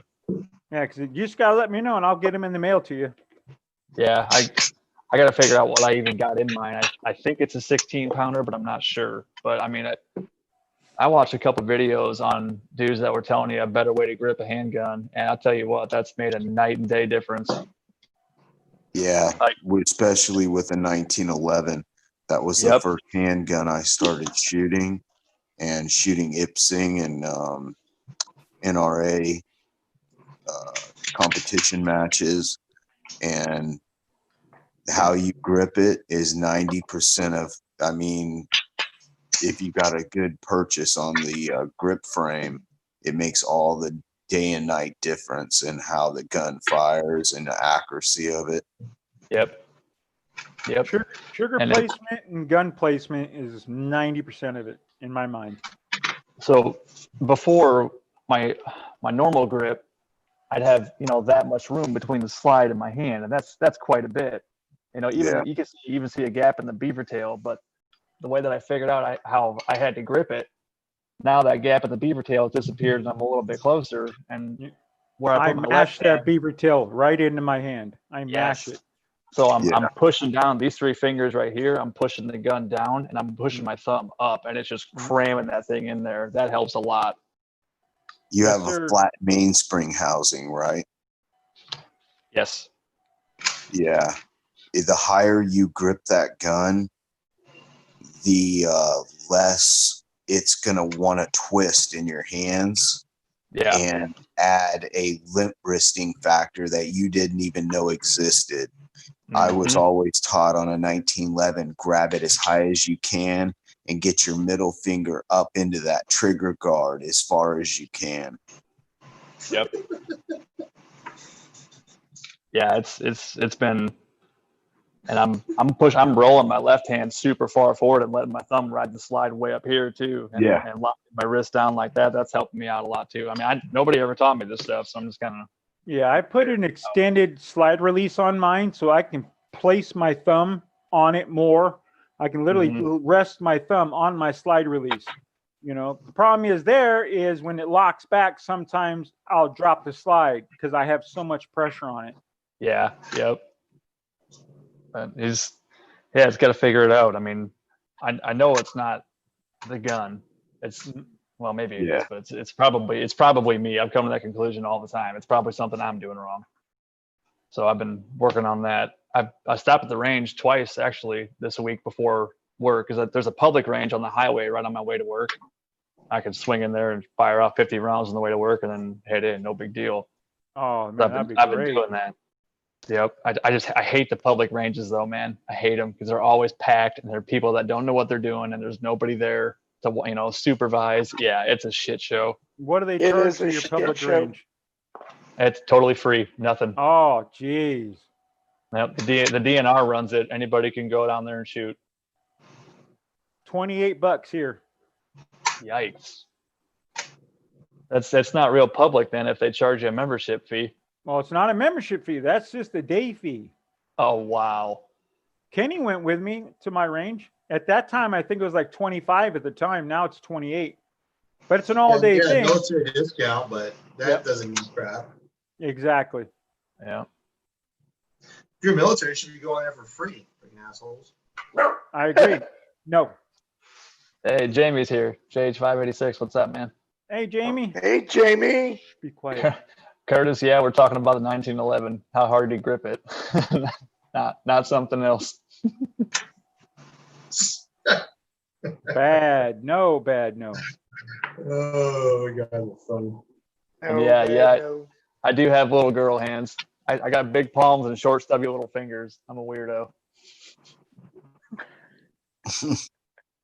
I'll tell you what, after I went on the team, I had to shoot so much, my hand were bleeding from the beaver tail, digging into my hand so much. I shot so much every day at one time. They just had his round after, it was free ammo, of course, government ammo, but it's just you're shooting so much, round after round after mag, practicing mag chains and moving through buildings and everything. And oh man, at the time it sucked, but now I'm glad I went through it. So. Right. And I showed my boys how to shoot right, and they don't realize how spoiled they were. Yeah, those A1 beaver tails were murder. Mm-hmm. I was just gonna say how they must not have. They were sharp edges. Okay, I'll say yeah. Mine's got some really nice round edges on it, but they must not have. Well, you have an extended beaver tail. Yeah, The this is a stock 1911 stock. A1, like what Willie was shooting, is a very short, abrupt beaver tail, and you usually would get hammer bite with the old hammers that were not combat commander style hammers. They were actually spurs on the back. And basically, if you got up into them far enough to where you could get a good grip on it, the hammer would come back and hit you in the webbing of your thumb to your pointer finger. Yeah, kind of like the Star BMs do the same thing if you don't buy it. Yeah, exact same thing. I ground mine down. My hammer, I bobbed my hammer on my Star BM because it didn't bother Kenny, I noticed, but me, it sure bit because I got the fat palm right here in between here. I got chunky hands, so anything. It bit me a couple times. A Walther PPK. Oh man, that Yeah, thing that's- Yeah, tears my hand it up. does. It hasn't bothered me yet. Your star? Yeah, it hasn't got me.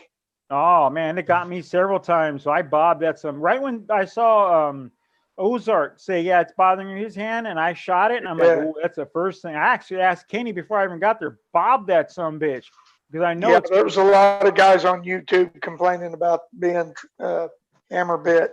Tim, just move these 3 fingers in a downward motion, then move your thumb up and get your hand real high. It might bite you. Just try it once. No. I'll tell you, that Star BM is such a fun gun to shoot. They're sweet, aren't they? They certainly are. I wish still- somebody would make good sights for them, though. How come Marvin hasn't showed shooting his? You know what? He showed disassembly, taking it all apart. He stoned it. He had a Cerakoted, and he never did the putting together Yeah. video. Yeah, he- or shooting it. Yeah, he blue balled that series, man. He got everything all ready to go. Got us all hyped up and it stopped. Yep, it just went flatline. I'm like, what happened? You took it apart. We heard him on the videos. Just sliding that freaking stone on that thing. I'm thinking, man, you're wearing your slide out. But he did it, and he says his slide goes like butter, but never had putting it together video. Yep. You guys hear me now? Gotcha, Yes, Dave. sir. All right, man. Awesome. I had to run the update, and then I had to update on my computer and all that other crap. So, I hate cool, this man. computer crap. yeah, man. I'm glad you got it figured out. Well, the thing is, though, is that my computer's been, taking a crap all day. I mean, like I was, I am like totally burned out on Star Trek. I cannot watch any more Star Trek. So, I've been watching Stargate, and I'm making dinner and all this shit, and I'm, like chopping up some onions and throwing them in there and blah blah blah. And that one dude, the anti-gun guy, replacement MacGyver or whatever his name is. Anyway, he all of a sudden freezes on the screen. They're like getting sucked into this like time warp thing, and he just freezes on the screen. It's like, right? So he's like that. So I'm waiting for the show to get going, and I look down. I'm making my dinner on the stove, and I look over, and I'm, what's going on here? And the whole thing just froze. Like it was like that for like, I don't know, 10 minutes or something like that. Well, I got it going again, and Yep. I'm sure a lot of people are using this service and using all the internet around too right now, so it could be something to do with that also. Yesterday was horrible. That's all I got to say. For having my computer mainlined right into my router, I should have no problems, and mine was lagging big time yesterday. I'm like, what the hell? My phone was just taking circle of death on all the programs. Especially when I'm trying to watch porn. Come on, man. I'm in the bathroom watching porn, and it's doing the circle of death, man. What's up with that?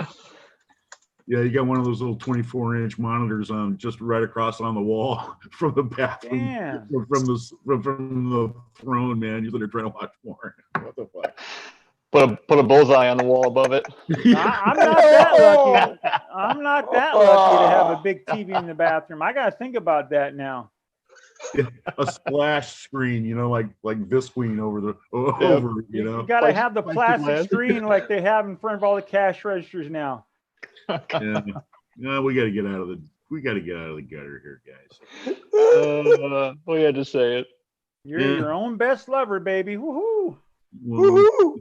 yeah.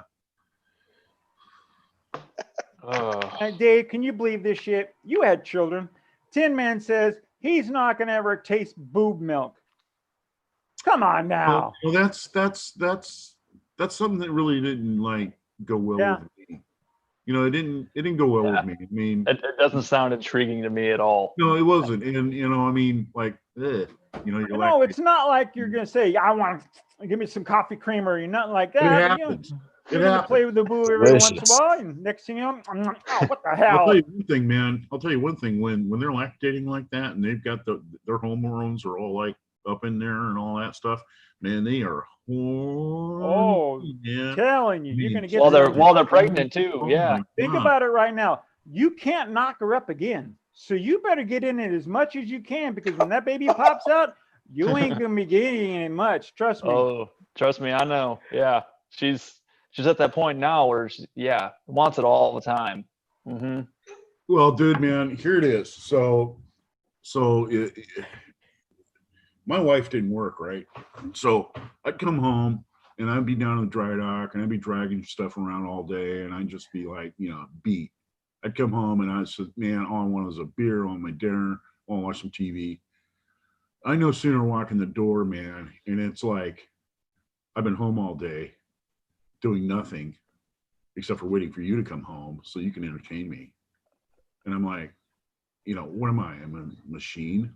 Exactly. Am I just What am I, a piece of meat? Exactly. I mean, really, and women don't seem to understand that. Hey, guess what? It ain't all about TNA, man. It ain't all about that. Being married is not all about that, and it actually got to be a problem after a while. Like I was like, Dave, not, just think of my poor ass, 30 years. 30 years with the same woman. Oh my God. Marriage is work, but it shouldn't be labor. You know what I mean? Yeah. You understand what I'm saying? There's labor, and then there's work. You know what I'm saying? Well, yeah, because I mean, what the hell? I mean, are you the commandant and I'm just the prisoner, and I gotta jump to you every time that you say that you want something? What's up?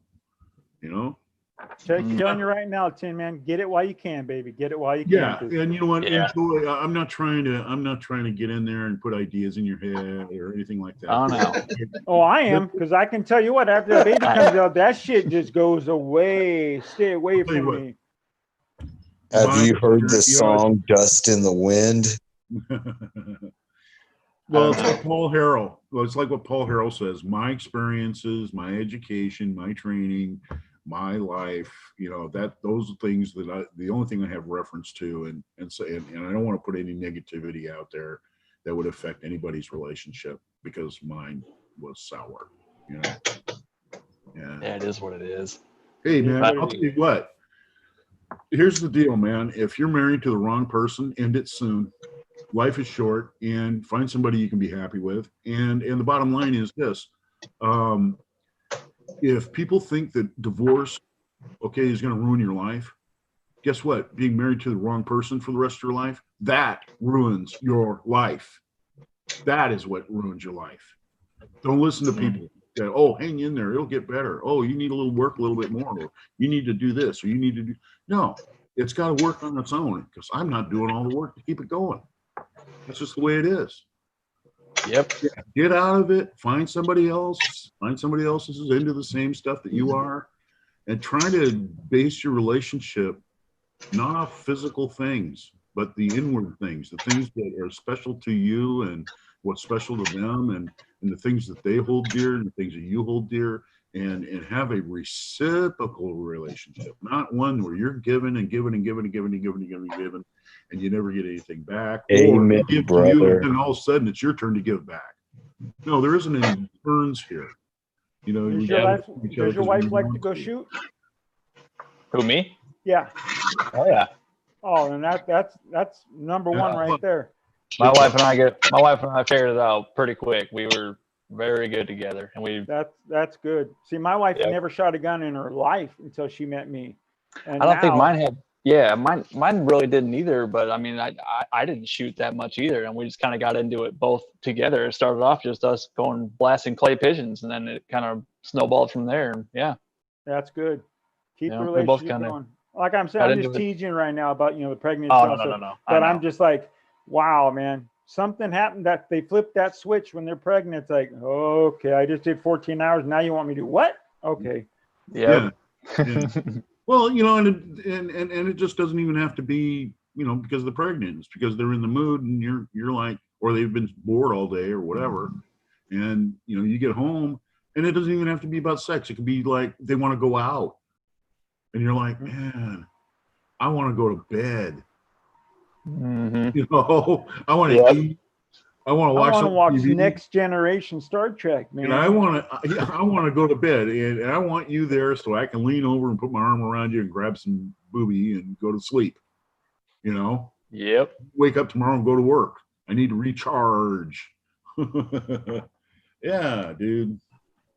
So, like I said, man, I don't want to spread out any. Now, how far along is she, Tin Man? 21 weeks. Cool. And everything's So, going good and everything? Yeah, everything's Outstanding. so far so good. Knock on wood. I mean, Yes, sir.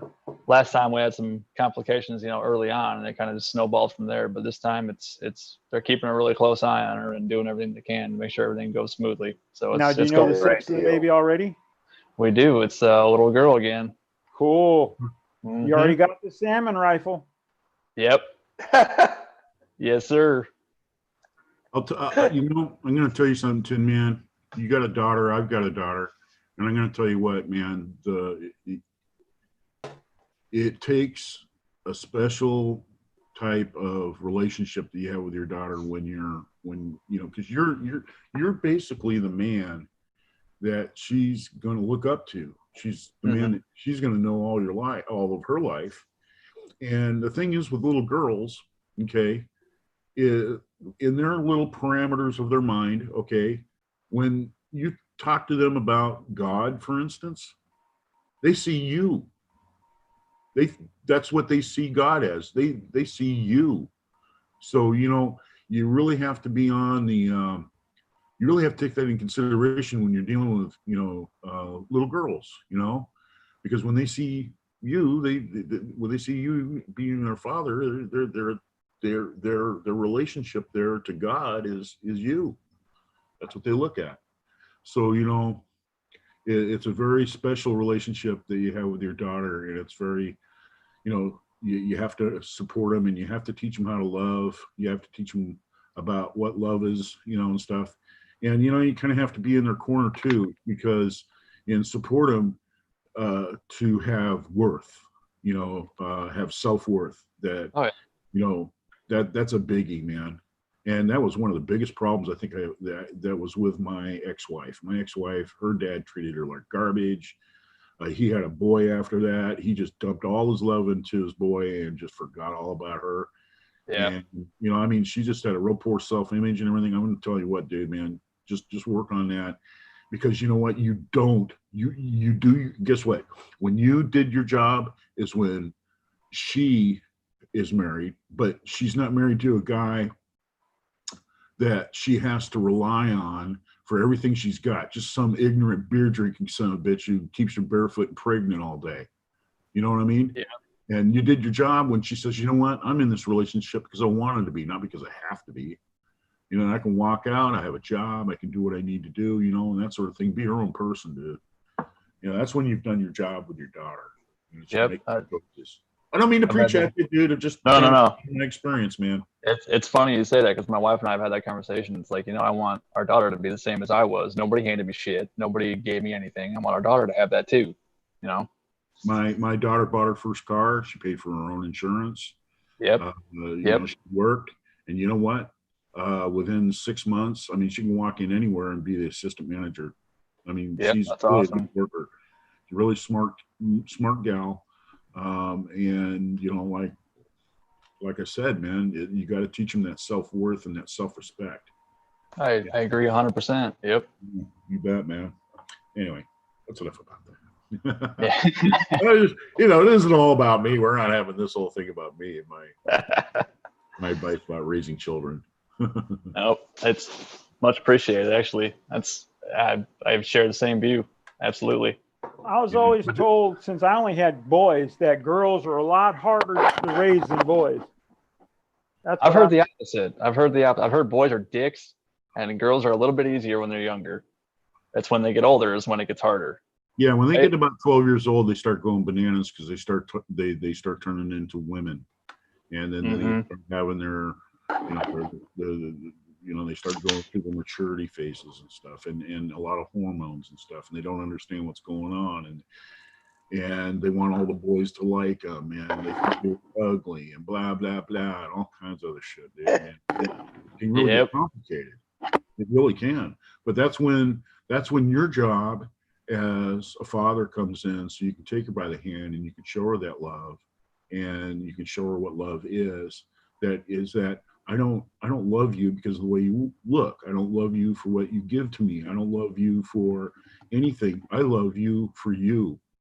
I mean, teacher, like I told my daughter, I said, don't you ever look at a man and say, I love that man, but in your mind, you see that man with you. Don't do that, because you're going to fall in love with yourself with that man.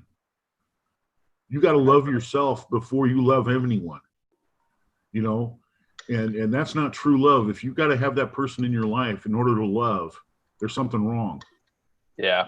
Well, I'll tell you what. Yeah, it's just some things that, little bridges that you need to cross, You'll get there. You'll have your times. So. Oh yeah. And Good night, Broke Letter. You'll find your way just like everyone else. But hey, congratulations. So far, everything's going good. I'm really happy for you, man. Oh, thanks, dude. Appreciate it. It's an experience, dude. And there won't be times like this again in your life. Yep. Yeah, I mean, I'd hate to have a daughter. I just couldn't imagine having some boy to come date one of my kids. I'd be like, oh, chunk, let's have a talk, little man. I mean, I had only boys. So, and I'm thinking, if I had a girl, I'll be the first one saying, okay, we're going to take advanced combat hand-to-hand training right now, because I don't want to worry about you ever in your life. Some asshole raises your hand to you, you better be able to jack his ass up. You don't ever let anyone put a hand on you, And that's why I raised my boys. You never hit a lady. You might hit a bitch, but you're never going to hit a lady. I was gonna say, hey, you know what? If you're going to give it out like a man, you better be able to take it like a man. Absolutely. That's the way I look at it.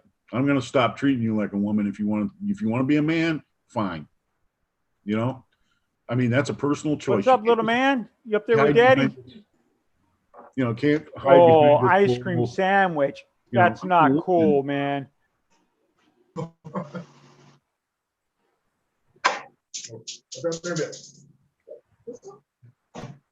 No, I'm happy for both you guys. Yeah, Eagle and Tin Man having little baby girls. Kenny too. Kenny's gonna have about a month or so, couple months. Yep. I said Eagle and Tin Man. Yep, that's Right, really yep. freaking cool. I mean, I knew. I hate to say this, but I always told my wife. I told my nuts when I was early on, you're only going to provide me boys. I got 3 sons, no daughters. So, I tried that too. It didn't work for me. The thing is it's all our fault for making the gender of the baby. Yeah. It's all the men's fault. So, time for you to go down and grab those suckers and say, "Come on, boys! I'm going to spin you like 7 come 11." Start having to slam them in the toilet seat or something. That's it.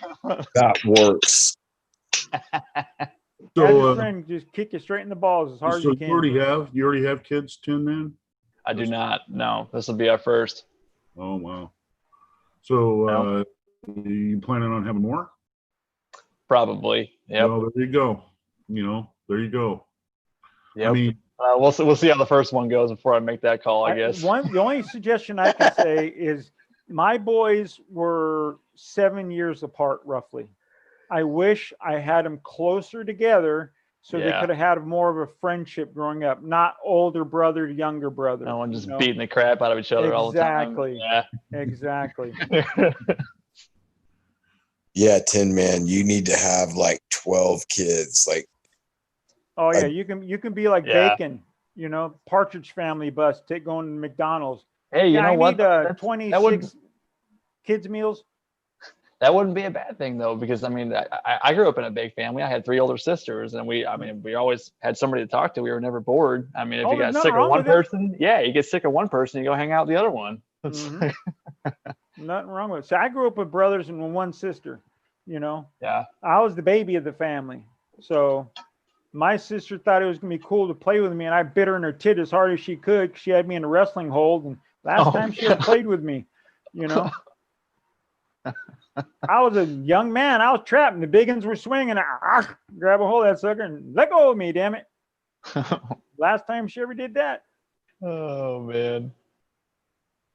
So what are we Man. doing tonight, man? We're just talking all kinds of crap.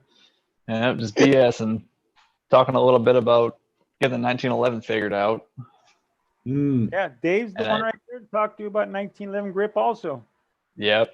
He Yeah. was limp wristing a little. He had his hand below his beaver tail just a little bit, had a little room in between the beaver tail and his hand. Hey, Pat.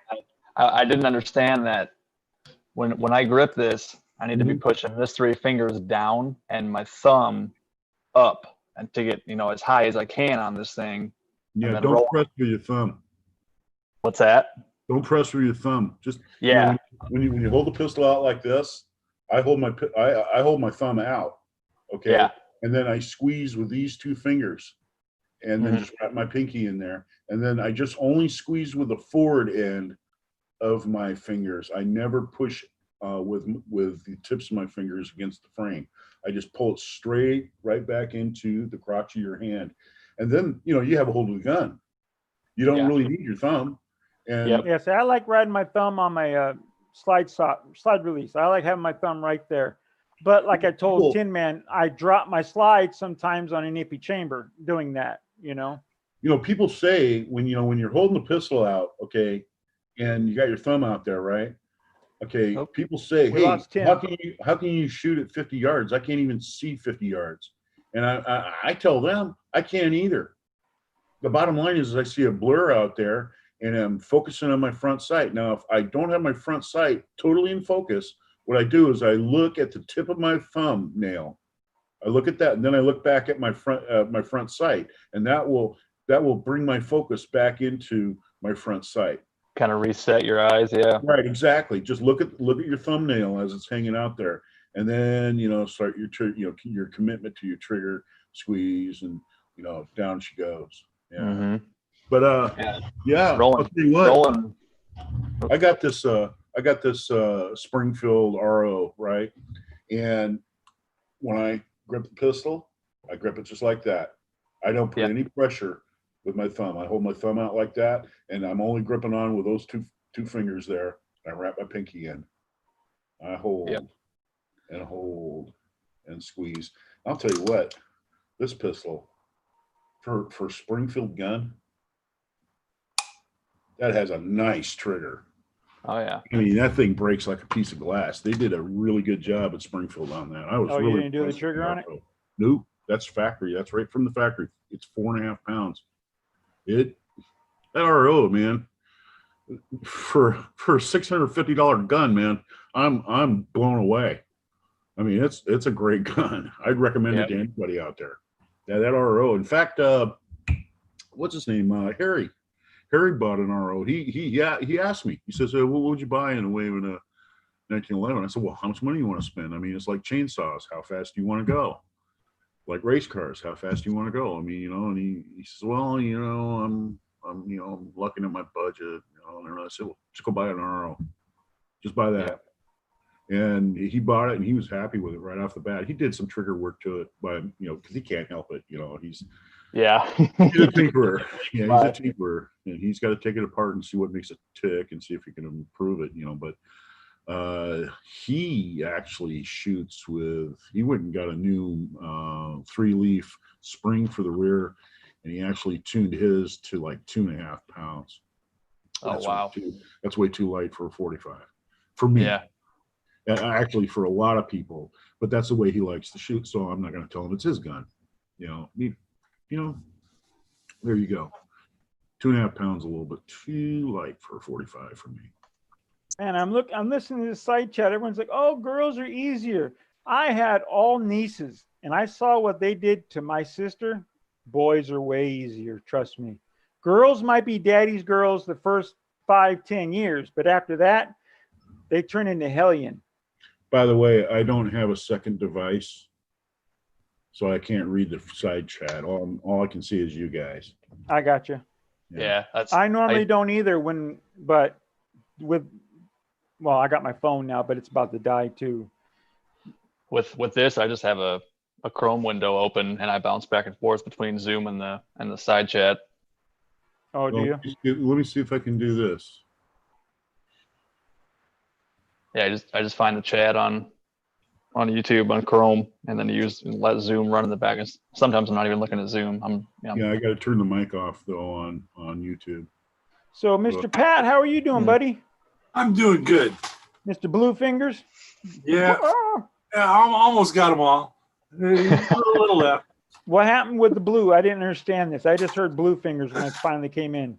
Well, I thought it'd be really cool since I'm running these big fat big boys. I thought blue paper patch paper, I could pick them the 600 grains out of the 500 grains easier. I put food coloring in Vaseline, and I was smearing them on. And paper looks white still, but my fingers turn blue really good. I got you. That's too funny. That is funny. I think when he dropped off Uncle Jim's chat, I think I don't know if you were gone yet, but I was like, "Hey, you leave Smurfette alone," and then that started a whole new spiral. That is funny. That's good. Next time you're gonna have to dye. Put the paper patch right into a bowl and dump food coloring on it to saturate the color, and then let it dry. Well, who was it? One of the guys on here. Crap. Sorry if I forgot the name. One of the guys, Appalachian Reloader, said get the solvent for the PVC. Oh, okay. Okay, yeah, PVC cleaner, the purple stuff. Yeah, the purple thing. Yeah, that would work. Yeah, it'd work great. Yeah, absolutely. That stuff turns everything purple. Shit. Yeah, that'd be a fast way to tell what grain bullet you have real easy. Or what powder charge, whatever you did with it. Yeah. I'll tell you what, I was spreading some mulch today with my bare hands, and that did a pretty good job of turning my hands red. So just roll them around in some brand new mulch. So that was a bad idea. Should have wore gloves. Move, dog. Move. Tin Man, now you can claim to be 128th American Indian. Yeah. Just a little tiny bit of engine blood. Now I gotta ask everyone, and I hate to say this, I don't remember who sent me these red, blue, and white bullets. They're 3.58 size. They look like a Lee 120 round flat, but they come out to 130 grains. I'm trying to find out what the mold number is, and I don't remember who sent them to me. I thought Tin Man, you did, but you said you never did white. So I asked Kyle, did you ever do it? Kyle says, no, he doesn't do 3.58. I know these weren't from Jamie. So didn't Loads of Bacon cast a bunch of those up? Bacon's never sent me bullets. It was knowledge. Oh, the firefighter guy. What's his name? We don't ever see him anymore.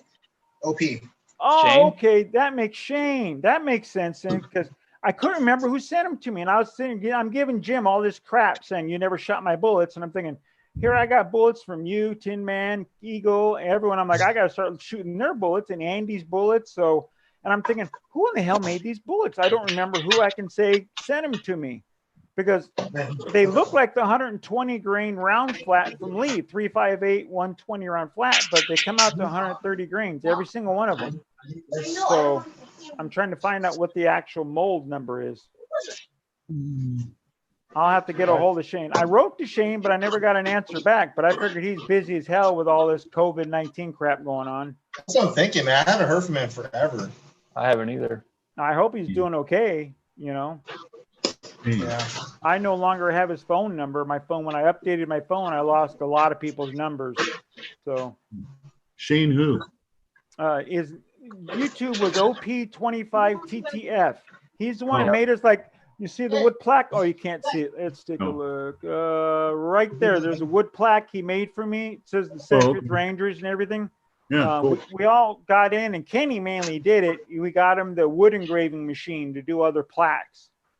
And he was big he made Uncle Jim one. He made me. He made Kyle. He made Jamie. He made a lot of people's stuff. He's very talented. Pat, did he get you one yet? Nope. No. What about you, Tim, man? No, I think that was right before I started coming around is when all that happened. Yeah, that was really cool. He was doing really good work. you know? I've talked to him in a couple chats, but I mean, not. It was just a couple, and then he kind of dropped off for a little while. Yeah, I know he works for the fire department in the ordnance disposal unit for the fire department. So he's EOD for the fire department. So with all this crap going on, imagine he's busy as all hell. Yep, I would. 'Cause he didn't answer my email at all. But I'll be right back, guys. Uncle Jim says, "Hey Jerry." I don't see Jerry. What am I missing here? Pat, it was funny that you knew what I was talking about earlier. We were talking about that album. Oh yeah. And when Road Guy said leaving, and then you turned around and said that. I was like, what? Another Fear guy? Really? I mean, yeah, I got turned on to those guys a long time ago. Oh, we got to ask her. That's some extreme music, buddy. You would have no problem running over protesters or rioters listening to that going down through LA. Oh yeah, you bet. You'd be cranking up. I don't care about you. Yeah, that's exactly it. That's exactly it too, man. You'd be like, you'd be throttling it down, man. Yeah, that's it. I'll have to look into that. I don't think I've ever. Well, it's extreme music, and it's like headbanger extreme metal stuff. No, man. It's like I don't even know if you can even call it punk rock. I mean, I don't even know if you can even call it that. It's just a bunch of guys that got together and just wrote this music, and they called the album Fear. And it's got some pretty, they're very political. they're political and they're pretty, and their lyrics are very, very raw. I mean, extremely raw. Huh. And it's kind of a kick in the pants to listen to them. It is. Yeah, I was really surprised Pat knew those guys. I was like, man, Pat, you go in the closet. Oh yeah, yours great. You go in the closet every once in a while and break out your Black Flag and Dead Kennedys and yeah,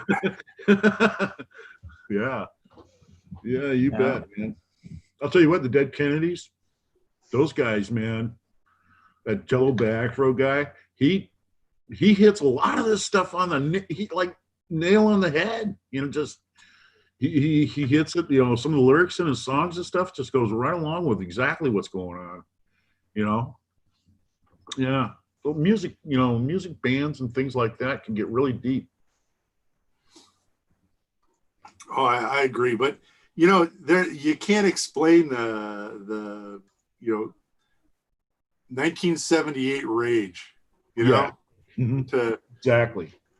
I guess some of these kids throwing rocks and bottles now, maybe, but no, it was kind of weird back then. Yeah. But yeah. You got to listen. You got to try it out, Kurt. Give it a chance. Yeah. Go on YouTube. Go on Yeah. YouTube and find the best recording for Fear, the album. Or even watch some of their concert footage is great, where they get up and they start spitting on the audience and calling them all queers, and you look like you came from Frisco. Yeah, What's the opening song? The opening song on the album is like "Let's Have a War." Let's have a war so you can go die. Yeah, that's exactly it. Yeah. That's it. Man. Oh, it's pretty wild stuff, dude. Don't. Yeah. Yeah. You just wanted to come in and say hi? Say hi to the guys, and then you gotta go. Do I hear Zoe? Hi. Hi. What's going on? I come to Yeah, we have to be. She wants to go look at the naughty stuff in Pat's room that's usually got the door locked. Mm. Yep. It's always the stuff that's most appealing is the stuff you're not supposed to be around. That's right. Funny how that works. Yep. So you got to go play with mommy, or I'll eat your cupcake, and I won't give you a toy gun. I don't even have a toy gun. Yeah. Yeah. I'll get you one. Got it right here. We can fix that. Yep. There you go.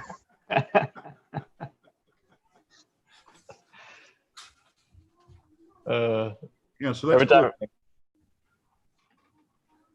every time I see her, it just reminds me of that video you did with that Sarko handguard. Bad Sarko. No, I bought some Sarko kits, and you know what, man, some of that stuff was junk. You know, I mean, the handguards and some of the butt stocks that they went and sent, you know, in the kits. And but I used all the other parts, the barrels and all that stuff, you know. But yeah, I ended up ordering, you know, other furniture for them, because the furniture they gave me was just, it was garbage. Isn't that kind of the basis of their appeal, though? They want it to look beat up and jacked up. Oh yeah. But not to the point where it won't function on your firearm. No, and their ad is like, you know, the old Shotgun News Sarko ad. I grew up on that. It looked like the back of a comic book.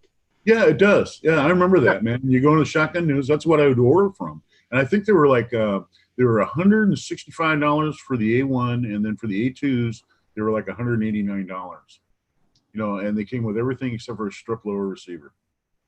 You know? Yeah, they were all tear downs. All those guns were tear downs. They were tear downs. Ones that were turned in from the military, and they disassembled them.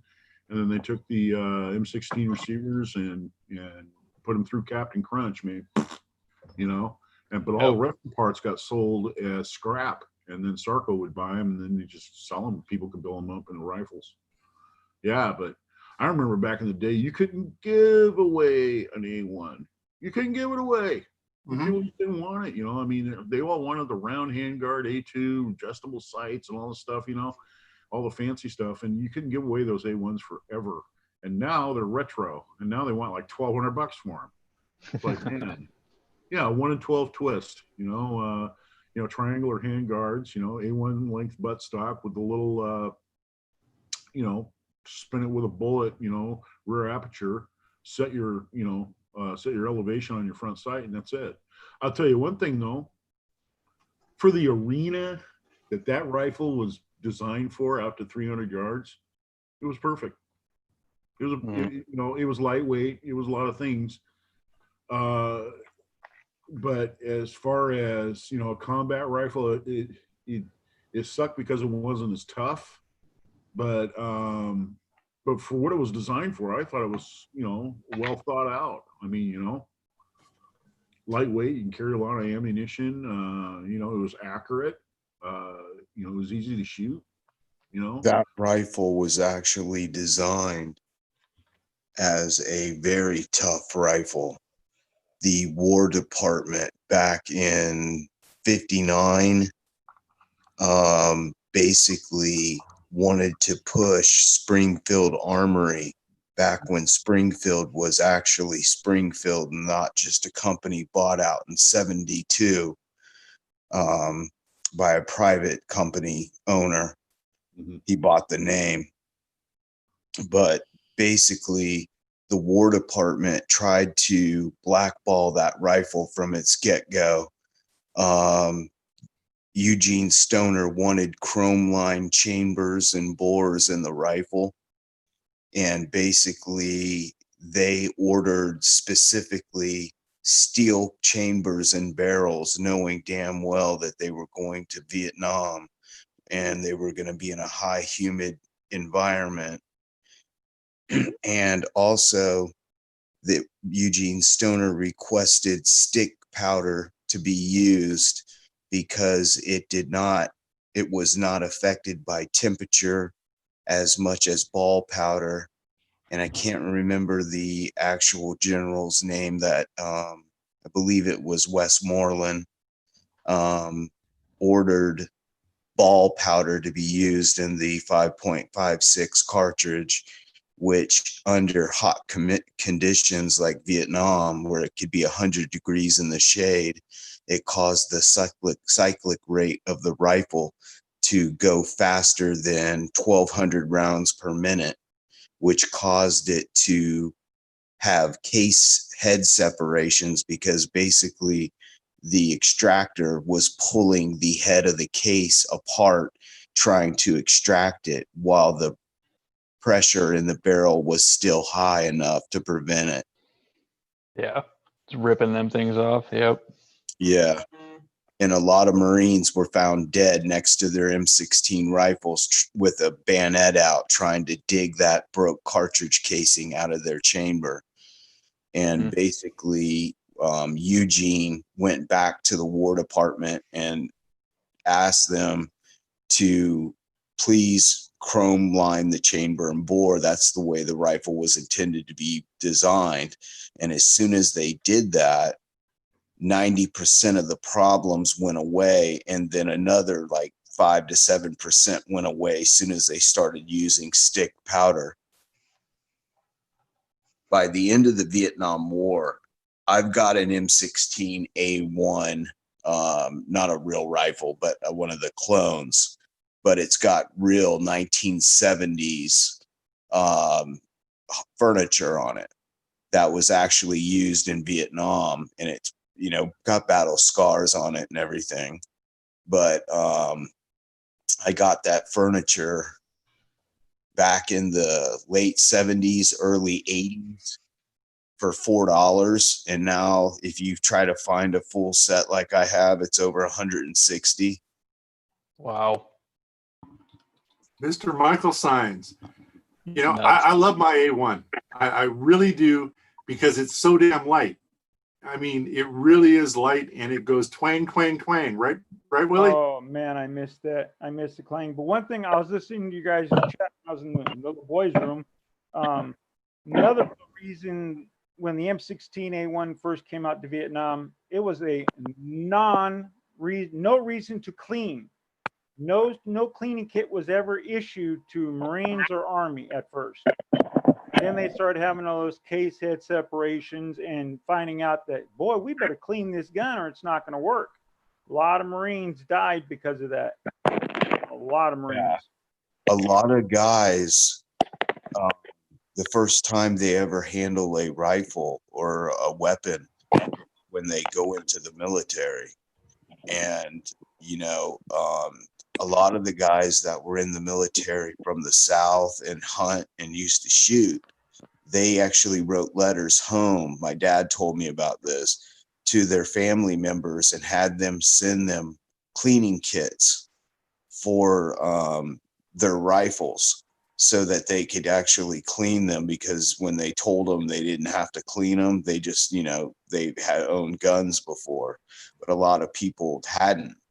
And the people that didn't pick up the instruction, you know, on how to keep their rifles serviced and properly lubricated, a lot of those boys never came back. Thorzak, did you ever see the Sweet Miss 16 booklet? What? They used to hand out a little booklet like that big, like 3 inches, 4 inches tall. Oh yeah, It showed a little blonde lady wearing a beret holding an M16. Yeah, This it was is how you clean your comic weapon. book. That's how they learned to clean their weapon. They Yeah, it was got a handed comic a book It was a and a comic. cleaning rod. This is how you clean the weapon. You're looking at page by page. One thing about the A1s, when the original M16s, is that when they would fly in to an LZ and they would touch down with the 47, they'd lower down the back gate, and all the Marines would run out, you know, the back, and they would form a perimeter around the helicopter to protect the helicopter, and then the helicopter would fly off. What a lot of those Marines were finding out is that when they'd fall down in the prone position, they would use their butt stock. Yeah, they'd snap that butt stock right off the buffer tube. Yep. It'd just break right off. Or Then it you would got a bend. piece of shit. Yep. Yeah, or it would bend, and you get one shot off. That was it. And so it did have its flaws, but you know, it's like, you know, I'll tell you what. I mean, I see it from personal experience, and I know I can probably talk about it, but I'm not going to talk about it. it appears, okay, the military industrial complex, we were warned about that. And Springfield Armory was government ran. You had ordnance people, hired government people that were making those rifles, making pistols and stuff like that. And they were really, really quality built guns.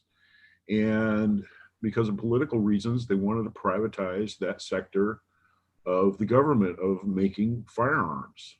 And so, you have a lot of political power, money wise, going into the whole thing to push them into the M16 versus the M14. And that's just the way it was. That's the way it always is. In 1974, they barred all, federal shipyards from building ships. The government cannot build ships anymore. They have to have a private contractor build them. So, some of our ships are turning out to be junk. Well, they don't care because, they make their money, and then the federal government has to go in there and fix everything that's wrong with it. Knox class destroyers. That's a prime example right there. Yeah. Yeah, but if you think back to when this rifle was designed, Armor Light, which Eugene Stoner was a part of, as everybody knows, they built advanced weapons for aircraft and stuff like that. They were basically like a Martin Marietta. And they did development of weapon systems and different types of equipment that went on aerospace type engineered stuff. They even did stuff for the original space launches out of the Kennedy Space Center. They designed parts for the orbiter that orbited the Earth and the Moon. So basically, he was trying to push the 30 caliber rifle, and they had a 30 cal now, and they were having all kinds of problems with the M14 because wood and high humidity don't mix. Even the leather straps on the M14s rotted in Vietnam. Yeah, I don't know, Dave. Do you know this? Little So Wolf they put were this out here corrosion that issues and all on kinds of problems. the compartment for the M16A2 buttstock, or Mhm. was it in the department? Excuse me, the department where you can put cleaning it in the back of an M16. Did they have that in the A1 or was it the A2? I don't remember. Well, the original. Yeah, it's in my A1 stock. Yeah, I always remember seeing them, so I didn't Yeah, know the the A1. original The first original model, AR Willie, did not was the XM15, and that experimental model 15. And then the military designated it the M16. And then the first upgrade and remodification was the M16A1.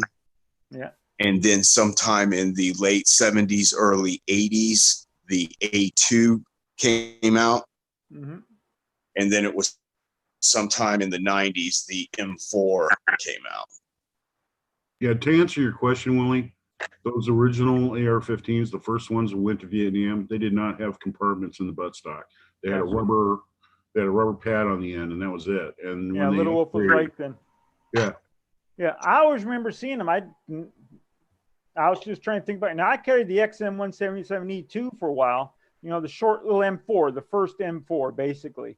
Everyone said, oh, the M4 is new. Bullshit, it's not new. It's been around forever, but they reclassified it. They got rid of the long flash hider and put a longer barrel on it, But, I mean, this version forever had a over 14-inch barrel on it, and it had a suppressor built onto the end of it to quiet it. It was a 2 baffle chamber that was on the end of it. But no, the A1 did have a cleaning compartment that was sealed up in the back due to the fact that that's when they had realized that the rifles need to be serviced. And that was the first modification so that the soldiers could actually carry their cleaning kits in the rifle instead of in a pouch on their web gear. Makes sense. I just always remember seeing the compartment in the back of the magazine, or in the back of the buttstock, excuse me, you know. Well, Willie, when you were in, I mean, all those modifications have been done. The issued ones, the ones that they would pass through the door, but first to you. Yeah. I mean, those right there, those were 16 A1s. Yep. You know, 1 in 12 twist, triangular handguard. You know, those are Vietnam era, you know, designs. Like he was saying, Echo was saying, you know, in the 1980s, that's when they started making the A2. The military wanted to make more of a long range rifle out of them.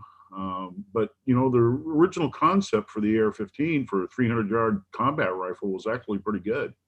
Sure. It's just that it lacked durability in the way of the, you know, really hard use. I mean, you know. I know when we sent the first advisor over into Vietnam, when they had the first M16s, it had great kill rates because it had an unstable round. The bullet would bounce through the body. Then they changed it around. They changed it from a 1 in 12 to what, a 1 in 7, I think. They went to 1 in 9. 1 in 9. No, they went from 1 in 14 to 1 in 12 during the Vietnam War. Yep. Yeah. At first, the advisors were saying it had great kill rates because it bounced. I had a Sarco that had a 1 in 14 twist rate. I wish I would have kept it. Yeah. I still get the shotgun news. It's not the shotgun news now. I forget what they call it now, but I still get it. Yeah. Yeah, but he's right. 1 in 14 twist. That was the original rubber butt pad, AR-15, you know, waffle, 20-round magazine, no forward assist, rifle. You know, no brass deflector, no nothing.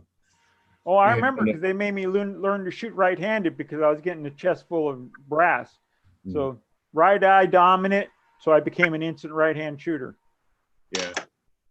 So not to hijack the subject here, but Michael, what's up? What's up? Not much, man. What are you loading? Some 44 mag. Cool. Hell yeah, rocking that Lee turret. Yeah. I actually just got done. I set up the priming deal yesterday. Actually, no, I set it up earlier today. Never mind. And then I the powder drum also, and yeah, it seems to be throwing pretty accurate for some universal. Throwing 5.5 grains, so making up some starting loads. There you go, Echo. There's an M16A1 stock from 1960 something. There's your. Oh, that does have a trapdoor plate on it. And the actual stock, it doesn't have a spacer in there like the A2 does because it's shorter and it's more easy to use for close-in work. Like they were in firefights usually within 100 yards, and this made it easy for you to shoulder the rifle when you were in the prone position and get it more into play, into action, in closed-in combat conditions. But yeah, it's got a couple little beauty marks on it. Nothing wrong with that. But I remember when you guys were saying a Sarco, you could buy the A1. No one wanted the A1. No one. Now I've seen Pat's. Now I want to build an A1 now.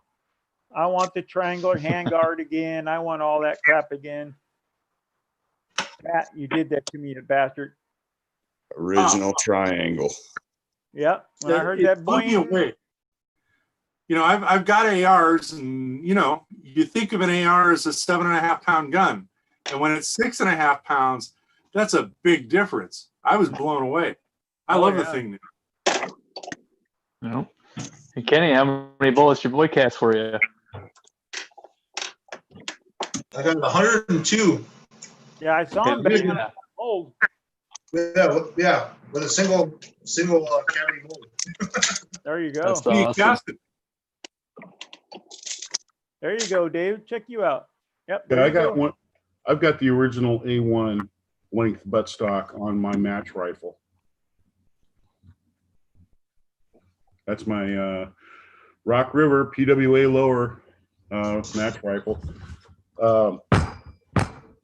Weighs 16 pounds. You got lead in it? Oh, lead. Oh, yeah. It is full of lead, dude. Yeah. Krieger barrel. Yeah, I remember those days. Oh, man. Damn. This thing will zap them right in there. Yeah, Huh. we put lead in the front handguard and right in the back butt plate filled full of lead for the weight for offhand. Oh yeah. Yeah. Like I said, man, this thing's a workout. Yes, Yeah, sir. Echo. Hey, Kevin, how you doing, buddy? Watching the replay, Echo. You got a hell of a lot of parts, dude. Awesome. Yeah, I know. I've been watching that. And there's Pat. Yeah. Baby Beauty. Willie, did you ever subscribe to that guy Conrad? Conrad. Yeah. Look him up on YouTube.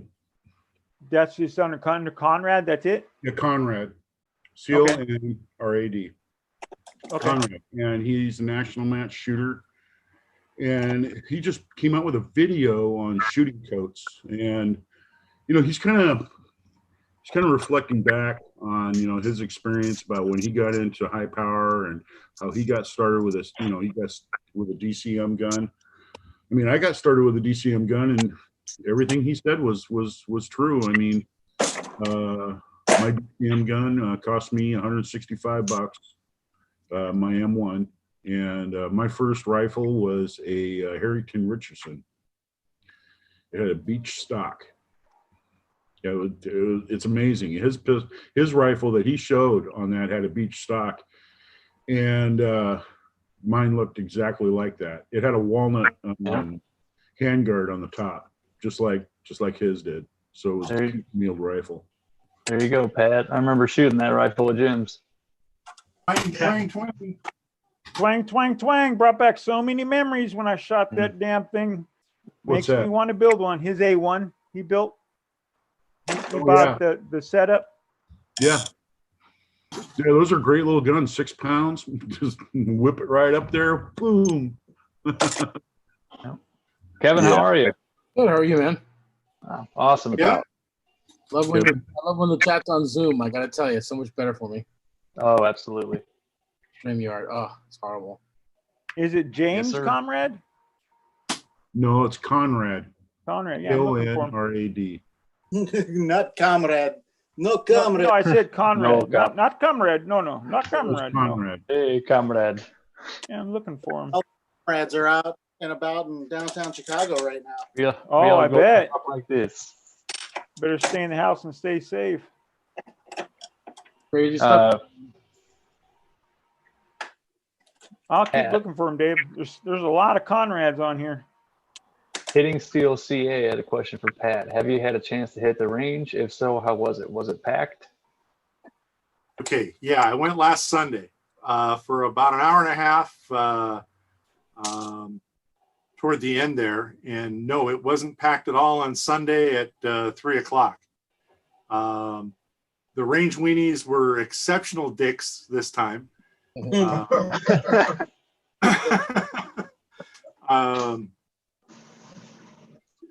Yeah, it was fine. Just expect an extra half hour to get checked in, and the range weenies without wearing masks telling you where's your fucking mask. You know, it just that kind of vibe. But the weather was fine. Your dickery is quite magnificent. Rules for thee, not for me, huh? Oh yeah. Typical. They didn't like to walk. I don't know. They had some new kids there too. They were sweeping the brass into the dirt and then picking it up in the dirt. And I don't get it. God. You know? Yeah. That's But no, it was fine. You got to remember, the dirt took the boogies away. Got to remember that. Hey, Willie, Yes, sir. Can you get on YouTube so you can see the sidetrack? I'm on the side chat right now. Okay, hold on. Hey, Nighthawk is here. I'm gonna leave you one of his. I'm gonna try to copy and paste one of his videos for you. Yeah, please do. Yes, I received the package today. I was showing off the bullets. I'm gonna make a video today, Nighthawk.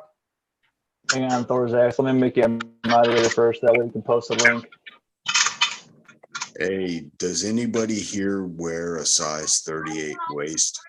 No. No. Sorry. No, sir. 32. Oh, yeah. Damn, you're a skinny little guy. Not really. Getting there. I'll get there soon. Sorry, get out. Good night. No, good night. I'm chunking up again. I need to. Listen to your mom.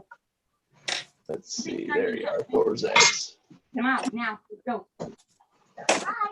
All right, Dave. You should be able to post a link in the side chat now. Or that's not fun. Yeah, Thorzak's right now. See if you can drop a link. Okay, I did, and it should be right there. It says Thorzak's, and then his link right there. Yeah. Says, Haven't yes, sir, seen it. thank you so much. These are great. Anyway, Willie just put something in right underneath. I don't see where you Yeah, put yours. I Try got it again. Nighthawk right above mine. Yeah, try it again, Dave. I'll try it again. I appreciate you sending me the link. Just like if you go for Tin Man, if you don't put the capital T and the capital N, it's freaking, or M, excuse me, it's freaking all kinds of crap. Well, he didn't have a wrench there. I didn't have a wrench in mine first. Now I have a wrench. So I can- Oh, no, I was saying when you try to look for Tin Man without capitalizing the T and the M, there's all kinds of crap you're going through. All the A lot of rap. times. Yeah. You know? Hang on. Let me look. I'll see if I see it. I don't see anything yet. I still do not. I just Yeah. got one from Little Wolf and Kyle Lusk. Hey, Kyle. Hey, Kyle. You can always email it to him too, Dave. Yeah, you can do that. Hmm. Or you can text it to me either way. Yeah, I don't know why that's not working. That's weird. Dad. Mm-hmm. Do you want this one? There it goes. Having his son have bullets. Yeah, he's got a little sweat shop going on, doesn't he? Text goes out. Cast There it bullet. is. Got it. Thanks, Dave. All right. Yep, there it works. I got him and I just subbed him. Oh, that's why. I'm a dumbass. I was spelling it with a C, Oh, not a K. My bad. Conrad. I tell you, I can't spell, Dave. Hey, I You would should I know would that. have spelled You it. see some of my I'll tell you text. what. Nice The job. way that he held that M1A, that's exactly the way that I held my M1A when I went and shot offhand. I would, I would shake hands with the rifle. I would lay the rifle down like this, and then I would just take the back of my hand and I'd just pull. I'd pull as hard as I could for that butt stock to be in the shoulder, and Yeah. hold and hold and hold, and not hold too long. You don't want to start to shake. Sure. But when the front sight was there, it was there. You squeezed it off. Yeah. That video took me back. I even went ahead and made comment on that, Yeah, Yeah, I'll watch it later. yeah. Lots of good instruction that guy's got. That's He's great. president's Echo, I lieutenant. like how you got that all set up, Echo. I wish my desk was that clean. Dude, it's a Me mess. I've got Me 3 too. different reloading projects going on. Oh, no, you don't want to see a mess. Trust me. Behind me is a mess. That's why I'm on this table there, Willie. I'm looking at it right now going, damn, I could eat off that table. I wouldn't bother me. Shit, mine. You'll catch the corona here. My reloading bench is a mess. There you go, Kevin. Your reloading mess is a mess too, Dave? Yeah, it's a mess. I've got dies laying around and all kinds of stuff. I got to put all that stuff away. Yes, sir. Now gotta I only have actually- 2 powders out. One powder that stays in the machine that I know what it is, and the other powders I change out through my Hornady auto dispenser. You know, besides one of that, those little label makers, one of those little label makers, Yep. you know, that print out the little black strip and you peel the yep. back off. And I put that powder number on there, and then what I do is I stick that to my powder measure, so I always know what powder is in there. And then when I dump the powder back out into the can, I take that little sticker off and stick it on the lid of the can, and then put that up, and then I can use another powder. Now, I did what Uncle Jim did is turn the tape backwards, basically tape on tape, and then you write your name and the powder on it, so it just slides right off. You know, I copied that on that, but I don't do that for my electronic scale. I don't even have. Kevin, your desk is clean. Kevin, shit, yours isn't bad at all. Mine's clean. I keep it clean. It's funny how long it takes you to clean your bench off, and then as soon as you get doing like one or two things, it's a Yes, mess. You know. Yeah. It's a mess again. So, I'm gonna load up a couple of these, and then as soon as before you know it, you got everything that you own out on that bench. It sucks. I got to clean off my mess. I got to clean the mess off my desk because, I'm going to be getting my other star unit back, and then I'm going to be able to, outfit that with the automatic bullet feeder. And so I'm going to have 2 stars with automatic bullet feeders on each one. So it's kind of cool. I'll have reactor number 1 and reactor number 2. See, man, let's put it this way. Last night I was doing 350 Legend with the True Blue 16 and at 16.3 grains. I went to move my dog. My dog bumped me, and I really shook, and powder across my table. You know how fine that powder is. I was like, "You fucking dog, I'm gonna kill you." I mean, powder, because it's like sand, like dust. It's everywhere. I'm just like, oh man, that sucked. That is the finest ball powder I've ever seen. Built some powder last night. You guys don't know shit, man. Wait until you take, number 9 shot and you spill it on the floor. You want to talk about a mess? You haven't lived until you've seen that. That stuff splatters. It goes everywhere. Oh yeah, it gains velocity from the center of gravity. Once it gets away from the center of gravity where it hit the floor, it gains speed as it gets further and further away from where the blast was. Yeah, but Dave, then I just say, "Dear, I need help. I can't walk on it. My leg. Remember, I only have 1.5 legs. Can you sweep it up for me, dear?" Grab the shot bag. Grab the shot bag, baby.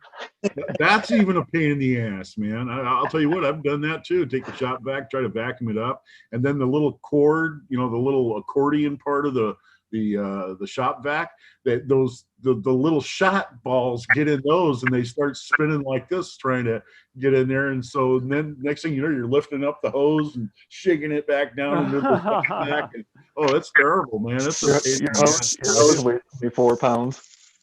Oh yeah. So I'll tell you what, man. Drop shot sometime, man. It's an experience. You'll only do it once. That got to work out last night. Let's put it that way. That got to work out. I was paintbrushing it off my table. Yes, sir. You'll see shot as it falls through the air, and you'll be going, no. I mean, really, she just goes everywhere. Unbelievable. Well, because I sit in my wheelchair, so I roll around, and I forgot that my dog Boo Boo was in here. So when I went to move, it really wasn't the dog's fault. I went to move, and I got his tail, and he jumped up underneath me and hit my ass, basically. And next thing, powder goes everywhere. I'm just like, son of a bitch. Oh, man. And it literally, because I have a kitchen table behind me. That's what I use for my reloading bench. It went all the way across the whole table. I was just like, oh, I ain't no way of saving that powder. There goes 16 grains. Yep, that stuff rolls too. Mm-hmm. Worst thing I love that powder, but the worst thing about it, man, you spill a little bit, and it's like glitter. You'll find it for a while too. Plus, it sticks to the rim of your case. Have you noticed that when you fill it in? Yep. I had the leaf funnel, and I dumped it in. Every time I pulled the funnel off, they're right around the rim. I'm pushing the bullet in. It's pushing the powder inside it still. I was just like, damn. What powder? This is True Blue. Oh. If you have a little bit of case lube or any kind of grimy stuff on your case neck, yep, it'll stick to it. Absolutely. I I'm noticed trying that to, too. because Tin Man kept bragging since I met him. True Blue, and I could never find it anywhere, Dave. I'm asking someone, can you order from me? Nope, I'm not going to order that in from no one. Finally, yesterday I drove, like I said, 30 minutes, and then all of a sudden I walk in, and it's on the shelf. I went right to it, picked it up, and said, mine. I'll fight you for it. Mine. I didn't care how much it costs. I'm going to mine, No. And then I'm thinking, man, this fucker better be right. This better be good powder. I'm going to be pissed going through all this crap. I was just gonna say, Watchy hates it now. It's terrible for him. Oh man. Oh, I'll tell you what. If it doesn't work for the 350 Legend, I don't care. I just tried it in quick loads, and it was programmed in there, and I said, "Cool, this works out good." I'll shoot in pistol all day long, but if I can shoot it out of that 350 Legend, then yeah. Oh, or That'd be 358. awesome. Excuse me. Yep. Yeah, I'm curious in how it works out. I was would've never- told Jerry would've never thought of that. 1911 made these bullets. So, thank you, Idaho. Now I got to get a hold of Jerry and find out if it's the 120 mold and it's way heavier with his lead. Yeah, I would have never thought of that powder for 350 Legend. That's interesting. I'm curious to see how that works out. Well, you think about it, it's just pistol powder. That rifle just takes pistol powder. So, Right. I did, what was it? I haven't done unique yet. I did H110, of course. And what's the other one I did besides True Blue? Power pistol. Excuse me. I did power pistol also.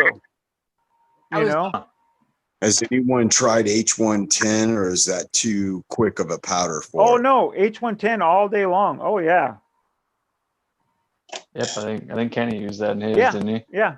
I Yeah. have a bunch loaded up with H110 right now. So I'm just trying to see if I can burn some powders I already have, in this cartridge. And I'm like, yeah, I want to burn that powder up. But then now I bought another pound of powder, but still, if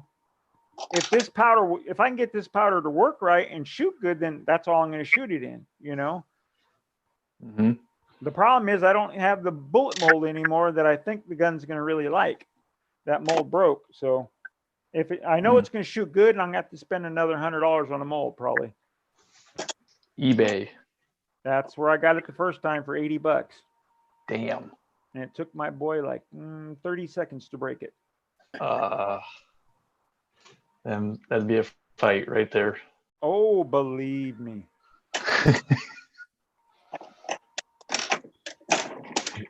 Anybody want a tea bag? Oh, teabag. I like to get teabagged. I prefer mine across the forehead. Oh, jeez. Not the chin. Not the chin. I told Uncle Jim if he comes to Vegas and falls asleep, I'm going to get him in his eye sockets, one in each socket. He'll probably grab on and squeeze as hard as he can and never let go. Shit, he's going to So think they he's holding plump- on to a cow and start milking. Mama. Till they plop between his fingers. When you squeeze like those stress things, and it'll squirt between your fingers, like it'll. I'm telling you right now, if I felt any pressure, my one-legged ass would be hopping like a bitch. I'm just imagining that pain. It hurts bad enough just when you accidentally sit on them and they go shooting in between your legs. I couldn't imagine. Wait till you get older. Wait till you get older and those I'm things start almost sagging. 50, Ken, man. Okay, and Willie's a little older than I am. I've and already I have just realized in the last couple of years when you go to sit down on the couch, so if you don't prepare yourself, it can be a very unpleasant situation. Yes, it Yep. can. Yes, sir. I've experienced it. It's not fun. Is it, Pat? Come on, Pat. You're old like us. You know about it. No, just talking about balls hurts me. Yes. I'm very uncomfortable right now. I've got a 3-year-old with hard shoes in the house. I had to turn it down. Oh, sorry, little man. Oh, shit. I forgot kids Sorry. were here. Damn, dirty Willie. He's got a pair too. He knows. Oh, yeah. Hey, this is totally kid friendly, but my father, when he was around 50, he remarried after my mother passed away, and he got circumcised at 5. So let me tell you about some pain. Oh, Jesus fucking. Christ. Okay, Oh, my dad was. Are we in the like 8th hour right now? And this is Hang on. I got to top it. My dad was a long haul trucker. He pulled in after I was born, got his nuts cut, got back in the truck and drove from San Jose to LA. And then turned around and came back with his balls looking like cabbage with ice on his lap. So imagine that day, splitting 16 gears with, your nuts like cantaloupe. Oh no. In a tractor trailer that every time you let off the gas, it jerks a little bit and because of the air ride. Yeah, no air seats. He told me there was no air seats in that thing.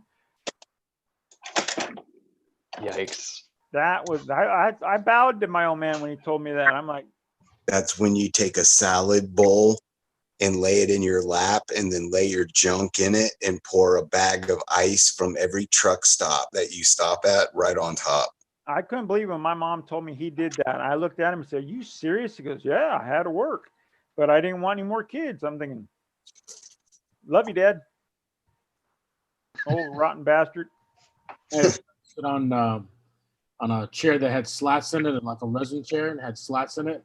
And he sat down the wrong way, and his testicles shot down through between. Oh, geez. Oh yeah, and he knew what happened. Oh. He sat down the wrong way, and then sat down between the slats, and he jumps up, and he's got the chair attached to him. Trying to get it off. His boys are laughing their asses off, trying to get it off of him. Yeah. I would have said, "You get me a Sawzall right now. I ain't moving until I get one." Well, wasn't Hey, for him. a horror story for you guys. Now, I know every one of you are guilty of this. We got a little man here too. You gotta remember. When you were 13 or 14 years old, did you not go and like sneak over to a girl's house to talk to her through a window? Oh, of course. Okay, no, this is where the story gets bad. Lights come on in the house. My friend at the time takes off running, and they've got a 6-foot chain link fence. In the top of the chain link, I can already it's feel got the it's little coming. exposed barbs instead of the bent over metal. Well, back in the 1980s, everybody wore those tight jeans. He was trying to hurtle over the gate and got caught on his junk on the gate top and started like kind of just making low groan moans. Yeah, wouldn't you? Finally, the girl's dad wakes up, comes out in the backyard, has got a shotgun. He's like, "What the hell are you doing?" And he's like, "I've been stuck here for about 30 minutes. The fence is inside me. I need you to call an ambulance." So he ended up having the fire department come out, and they had to cut part of the fence. Oh my God. Yes, dude. And this was all done at like 12 o'clock at night. The news people showed up and all this because it was reported as a possible break-in. So they show up to find him being put out on a gurney with like a piece of fence still up in his junk. What was that movie? How'd you get the beans over the Franks? Yeah. What was that movie? Damn it. Oh, The retarded brother always came out. How'd you get the beans over the Franks? Something About- about Mary. Thank you. Isn't that the one where it goes one time in band camp? That's American Pie. That's American Pie. He went into the bathroom and real fast went zip, and his testes hanging outside, and the zipper went around it. How'd you get the beans above the Frank? I've gotten hooked in a zipper before, and it wasn't pretty. I have too. You got it. Come on, when you go through dive school, stuff hurts sometimes. My dad just zipped it down real quick. Dear Lord, no, thank you. Gave me a huge blood blister. No, those pants would be ruined for me. I'd be tearing the. Oh no, no. Those were brand new jeans that were $12 at Montgomery Ward's. My dad was like, "Nope, you're not getting these thrown out." Montgomery Ward's. Montgomery Ward's. I haven't heard of that in a long time. How about Yeah, Sears parents Toughskins? used to shop there. Sears what? Toughskins. Tough skins. My parents used to buy me the Tough Skins jeans from Yeah, Sears. tough skins. That's it. Fall on the ground and it would spark on the road. What about Kenny's shoes? Oh You guys yeah. remember Kenny's? Yeah. Every school year, my mom would get me a brand new pair of Kenny shoes. Felt like a champ going in there and have some homeboy measuring my feet and everything. Like, yes, make it wider, make it longer. Yes. My brother and I were the two oldest in the family, so we passed all our stuff down. And I was at a barbecue 2 years ago, and one of my nephews, you know, actually, I think he was maybe 12 years old, and he's wearing a pair of hand-me-down Tough Skins, and they look like they just came off the rack. That's how amazing those jeans were. I wore them. Probably 5 or 6 other people wore them. He's not bought them. He's wearing them. It's crazy. Yeah, I was a baby of the family, so I know all about hand-me-downs. Hey, You know? did you hear about the new company they came out with making those jeans? I love them now. They're now called Foreskins. Oh, shit. That's funny. Well, I'll tell you what, tough skins would probably be outlawed to be in the state of California. Oh yeah, everything causes they- cancer yeah. here. Yeah. It wouldn't be cancer just because, you know, they're indestructible. They don't Oh, know yeah. what they're made out of. Yeah, we don't know what this is made out of, so we're going to outlaw them. Well, they're not that indestructible. My mom used to tell me, go out in the driveway and play on your knees until you get a hole in these fuckers because you need new jeans. Because Sears used to give you a new pair of jeans if you could put a hole in them. Yeah, I remember that. We got new jeans. We got new jeans at the beginning of the school year, and then we got them about 6 months later. You know, my Your mom made you do that, Pat? Robot catalogs. Yeah, we got new T-shirts, we got new underwear, we got new shoes and new pants and a couple of shirts or something like that every 6 months. No, Dave. When I got married, I had skivvies from junior high still. You could read a newspaper through these sumbitches. My wife finally threw them away. She goes, these things aren't holding up anything. Get rid of them. I'm like, no, they're comfortable. They're broken in. I love them. Don't throw my stuff away. They still fit. Don't matter. Oh, man. I was so mad when she tossed my skivvies out. That is so funny because today when we were doing the mulch, I got a pair of underwear that the elastic is separated from the actual underwear. So the window is right on my hairy ass crack, and I was out here in my front yard with just my Chewbacca patch hanging out for the neighbors to see through. My wife's like, throw them away. I'm like, nah, we got a couple of years left in these things. It's fine. Oh, I thought you were talking about Uncle Jim's son when you said Chewbacca. Oh. No, I got a soul patch right above my butt crack. I can hear Jim rolling right now. Fucking Willie, shut up. Well, whatever, Jim. He's couching it. Man. Couching it. He's couching it. He should come on now that I did that. He passed the torch and he's like, nope, I'm out of here. Pat, were you serious about getting a high standard? You wanted to get a high standard one day? It's on the list, yeah. You know, there's you know how it is. I'll hit the lottery one of these days and get everything I want. In the meantime, They are pricey. You know, the used ones, the older used ones, man, are pricey. But I will give you a bit of advice. If you do find one, make sure you get the original magazines with it, and it hasn't been screwed with, because you know those magazines that are in those guns, they do all the work. And some guys would buy aftermarket magazines and then they'd play around with them and try to, you know, round off the chamber face a little bit so they would feed better. So, you know, be wise if you ever do really seriously want to get one. You know, make sure you get the original magazines and, you know, try to get a nice gun, not one that's been around. Yeah. I honestly will, but you know, that's like 8th or 9th down on my list is a high standard. And a Colt Woodsman and a Browning Buckmark and a couple of nice 22s, you know, an old Ruger, and yeah, there's a bunch of 22s. But the trouble here is, even though it's a 22, it's still a pistol in California, and the pistol stuff's probably going to wait until I permanently go to Nevada. I was showing Willie mine the other night. This is my 106.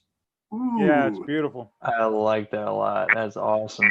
It's a 106 high standard Supermatic trophy, and Wow. shot very little. This one actually was built in like 1965, so That is got the too little- cool. it's got the adjustment back here for your trigger tension, so you can adjust it from, you know, like however many pounds you want. It's got the over travel screw. Every part of this is serialized because it's a military model, and it, you know, the barrel comes off, you know, and then the slide comes off, and it really nicely made. Handham, Connecticut. This is one of the original Handham, Connecticut guns.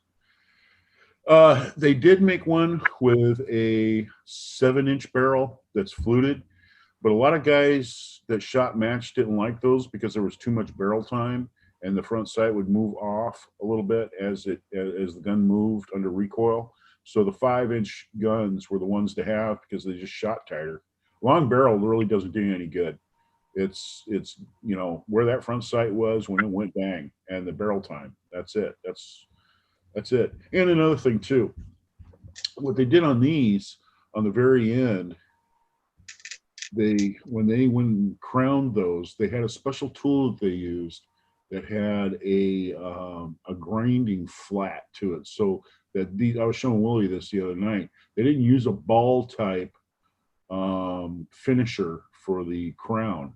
They just used this flat tool, and they would grind that absolutely flat with grinding compound, so that these lands and grooves were nice and sharp all the way around. There was no rounded edges on them. And these things will shoot, buddy. They really nice gun. That's I fell awesome. into that. I actually had a high standard that was a Mitchell high standard that I went and bought. It was stainless, and it was a piece of crap, man. It was garbage. I mean, the hammer was mushrooming out because of the alloy they made it out of, and it was stainless, but it wasn't holding up, and that gun turned into a headache. And I sold that, and then later on I ran into this old guy, and he was at the range, and he had a Smith 41, and I was admiring it, and he had another hardball gun in there, and found out that he used to be a mass shooter for the military, you know, when he was in the military, you know. So I started talking to him, and I said, yeah, I used to have a Mitchell high standard. I'm actually, you know, probably going to get me a 41. And he says, you know, let me take a look around. I think I have an old high standard sitting in the attic that I bought for my wife.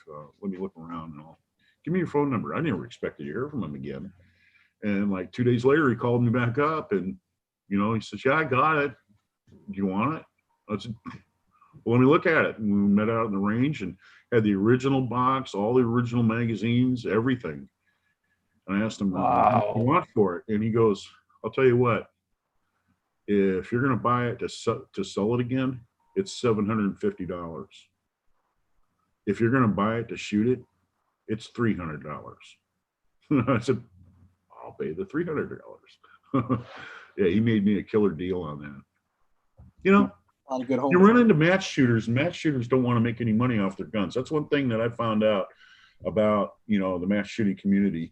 People aren't looking to make $1 million. If they pass down a rifle, a really nice rifle, they want to give it to a guy who's going to use it and experience, you know, improving his scores, improving his marksmanship, and that sort of thing. And usually you can get pretty good deals on match guns, you know, but it's one of those things. You know, people that are into that sort of thing, you know, they don't really make any money off those guns. Pat, can you see the side chat? Jim No, I wrote can't. some. Jim said he has 2 mags for you if you need one when you get your standard. When I get my original standard, magazines, original 'Cause- magazines. because I'll be honest with you, when I was 12, 13, 14, hanging out at the gun store, most of the time I spent with a fine work bow 177 pistol at 25 yeah. yards, just shooting a pellet trap all day.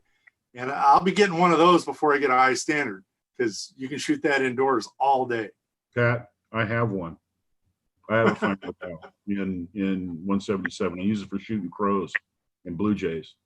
I zap them. I can zap them at 50 yards with one hand. Yeah, love that. But Jim, I will take you up on the magazines when I get my high standard and I get a suppressor for it. Oh man.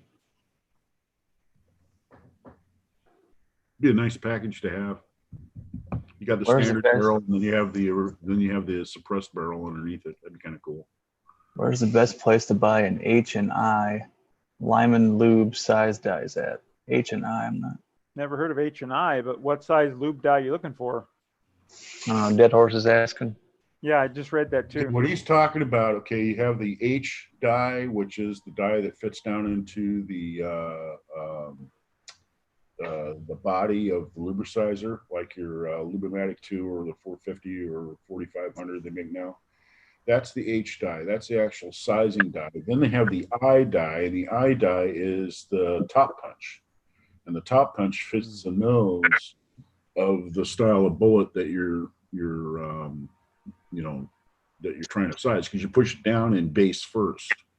And what I did with mine, because that alignment right there with the I dye and the H dye, when you push it down in there, you would get a little bit more swaged off to one side of that bullet than the other, and it'd be like swaged off. You could see it. It was uneven. And what I found out was that you take the bullet and turn it upside down, put it in the H dye, and then with the flat, you just push it down in there. That would size it. You pop it back out, turn it right side up, put it back down in there, and then push it back down, and then apply your lube and back your lube off, and then pop it back out. And it would turn out perfect every time that way. You wouldn't have swaging off to one side or the other just by eliminating that top punch. Yeah, the top punch dye, I get those from NOE. That's where I used to buy my top punch dyes. You can get them from Lyman. You can get them from RCBS. All their mold styles has a reference to the top punch. He's asking where's the best place to buy those. Well, I bought on mine on eBay. eBay. Yeah, eBay would be a place to go. Or, to tell you the truth, I haven't bought them in so many years. I used to buy them from Midway. I bought them from a couple other different places. Just look around, and see if you can find the best price. Yeah, he's searching Midway or eBay. Dead Horse is a good friend of mine, and he's been looking on eBay. That he's just looking for other spots that might have them reasonably priced. Well, Accurate sells the flat top ones for like $5. That's all they make is flat nose, and they've got an assortment of them, and they're $5 each over Accurate. There's nothing fancy about them, but I don't have them. I don't have any molds that are round nose or pointy.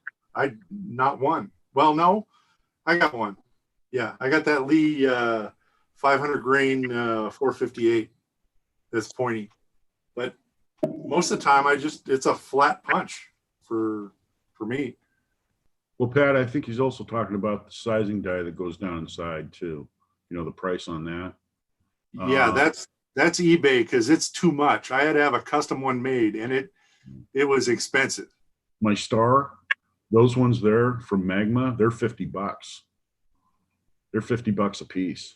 They're something that you definitely want to know what diameter you want when you order it, and you tell them this is the diameter I want, and then they'll send you that one, because you spend that $50,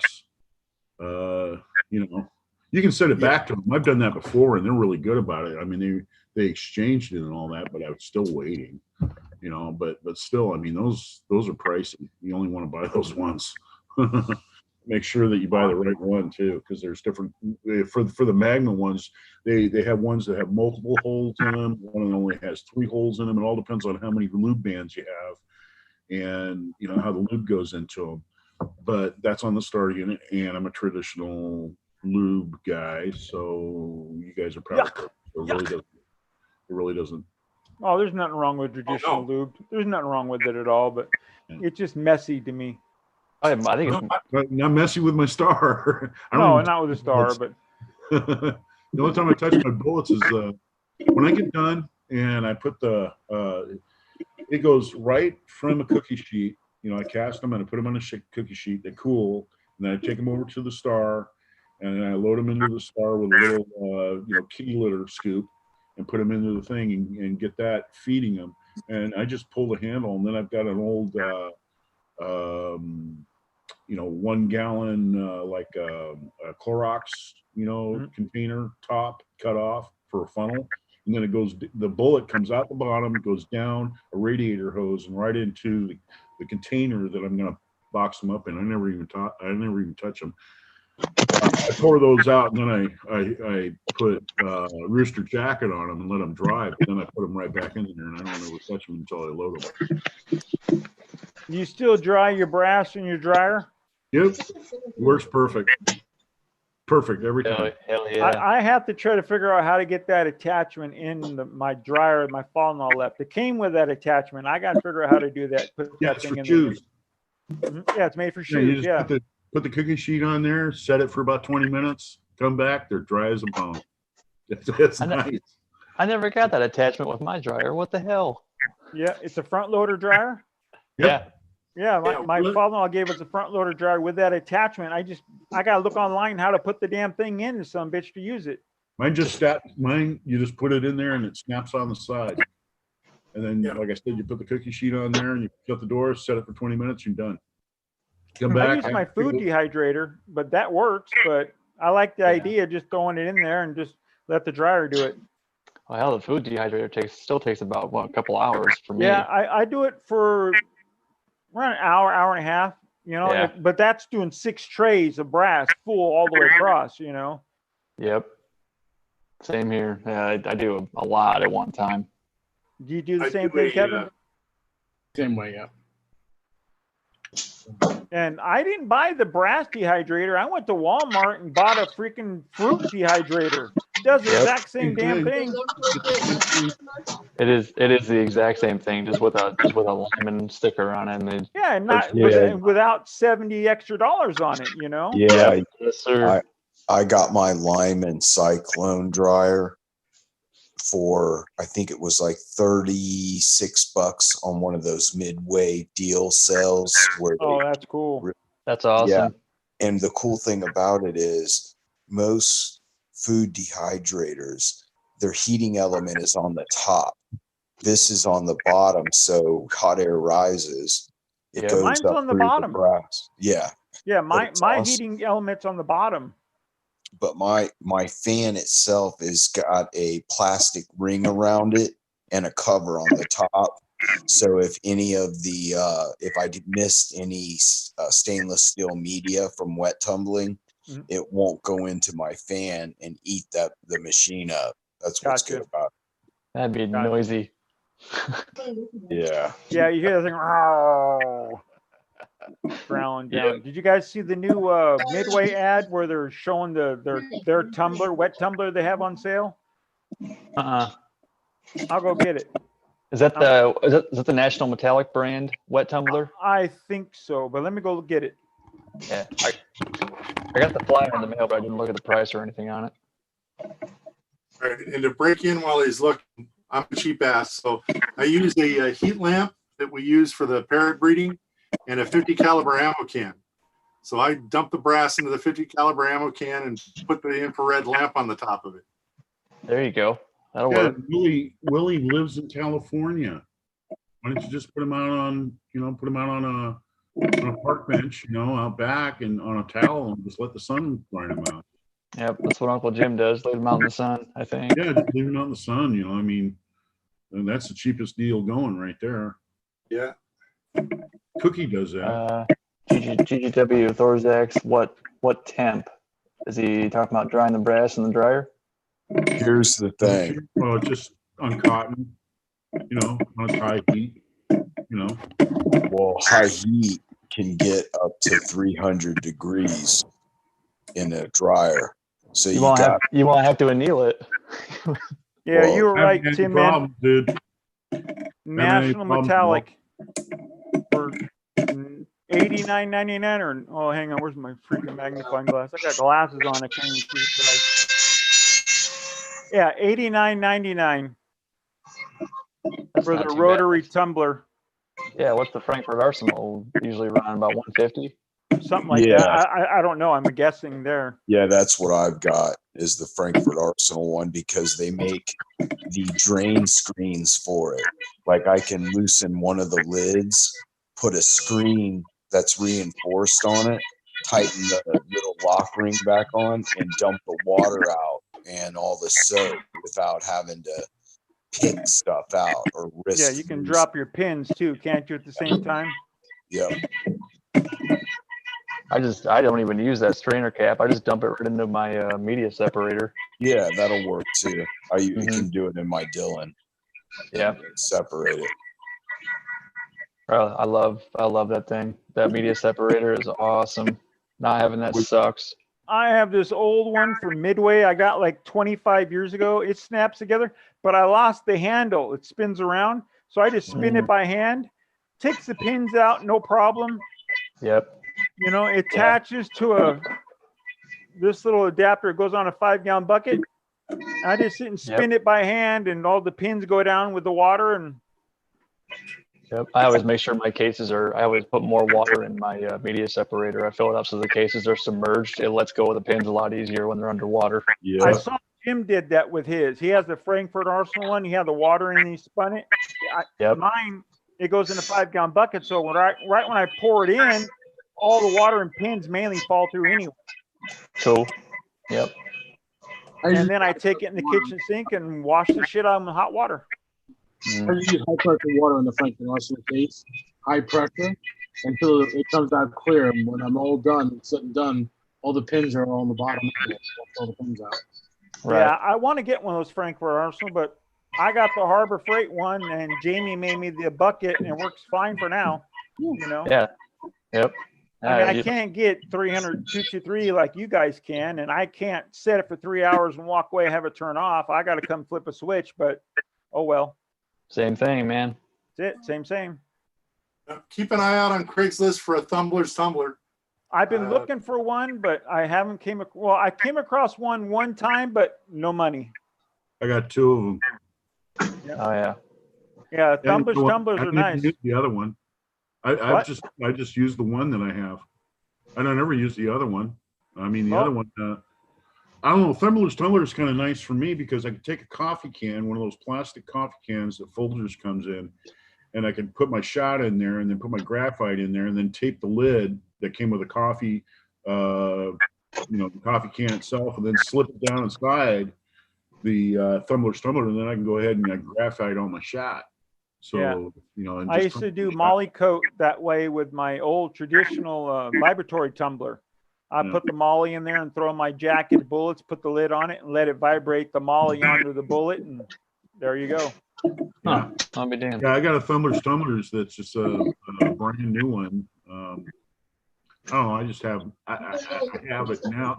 It's kind of a weird deal. I bought it from an outfit, and they never charged my credit card, and it never showed up. I mean, it never. I tried to go back and forth with this company, where's it at, and blah blah blah, and they never charged my credit card. And then I found out they went out of business. So I went to, I think it was, what was it? It was like National Sales or something like that. Anyway, they sell tools and safety equipment and all that other crap, and they happen to sell Thumbler's tumblers, which was, not as much as you would pay for like at Midway or something. And so I went ahead and bought one from them, and they sent it to me. And so, I get home one day, and there's the box. I open it up, and sure, it's the Thumbler's tumbler. I take it out. Cool, man. Yeah, all right. Well, about 2 weeks later, this other one shows up. So I got 2 of them, and they never charged my credit card for it, so I got it for free. Oh wow. Yeah, it was an awesome deal, man. Sometimes I don't know. It was like the guys in shipping had it already boxed, and they said, "Oh, fuck it," and they just went in and put it on the truck, and sent it to me. They never charged me for it. But he's still using Hey, vibratory. what are they going to do? Fire me? We're all laid off. Company's going out of business. Nice, Pat. Well, Michael Science was doing a dick size thing here, so I thought I'd whip mine out. Yeah, Michael, did that say zinc on it? No, Ryan, the bottom right. Bullets have foreskin. No, it wasn't zinc. Oh, I thought it said. I thought I I read was gonna zinc on the say, label. man, I was excited. I thought it said zinc too. Are those your casts? No, they're not. They're these Hunter's Supply. Oh, there you go. Yeah. Nothing wrong with that. Yeah, they work pretty good. Yeah, Michael, show us one. Show us one of those bullets. All right, now can you go to your indoor ranges yet, Michael, or no? Yeah, they're open. Oh, there you go. 3855. Yeah, 3855. Yeah. Good eye, man. Here, actually, let me grab you. I want to show you guys something. Uh-oh. Do we got to run the kids out? No. So that's there's some bad lighting here. That's a 3855. That's a 4570. Man, they're almost identical. 3855 is one of the like very first, frontier long range rifle calibers they used in the liver actions back in the day. Damn, they look a lot alike though. Yeah, they're very Fatter similar. bullets. Yeah, the 4570 is just a little bit bigger. Yep. Wow. Yep. I'll tell you what, that 3855 will kill anything. Yeah, and it's not that bad to shoot either. It's actually it's very sweet shooting. I've shot, a couple of 3855s, and I was really impressed. I was like, man, why did they ever get rid of this? This works great. yeah, very pleasant round to shoot. Yeah. Easy on the gun, easy on the shoulder, but it's hard hitting, man. It hits hard. You can see it in the impact area, man. When it hits, it's a thump. Yeah, I mean, the ones that I loaded up, they were smacking the steel out at Crooked Creek shooting. So there's a 5095. I've never heard of a 3855 before. That's crazy. Yeah, 3855, man. It's an old target round too. I mean, they shot that match rifle from 3855. For like silhouette. Yeah, rolling block Remingtons. They made them in 3855. I think they also had Hepburn rifles were made in 3855. Didn't they make a 3840 as well? You can probably, they probably made a 3830.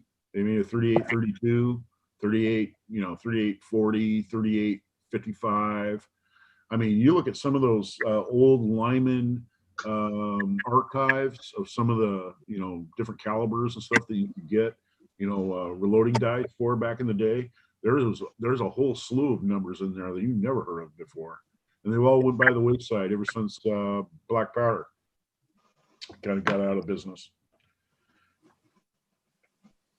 Yeah, Walter Bunny, I think, has either a 3840 or a 3855, and he was able to find one of those old 1800s reloading tools that would let you cast your bullets and also reload the cartridges and everything. Yeah. It was like this 310. metal thing. A 310 tong tool.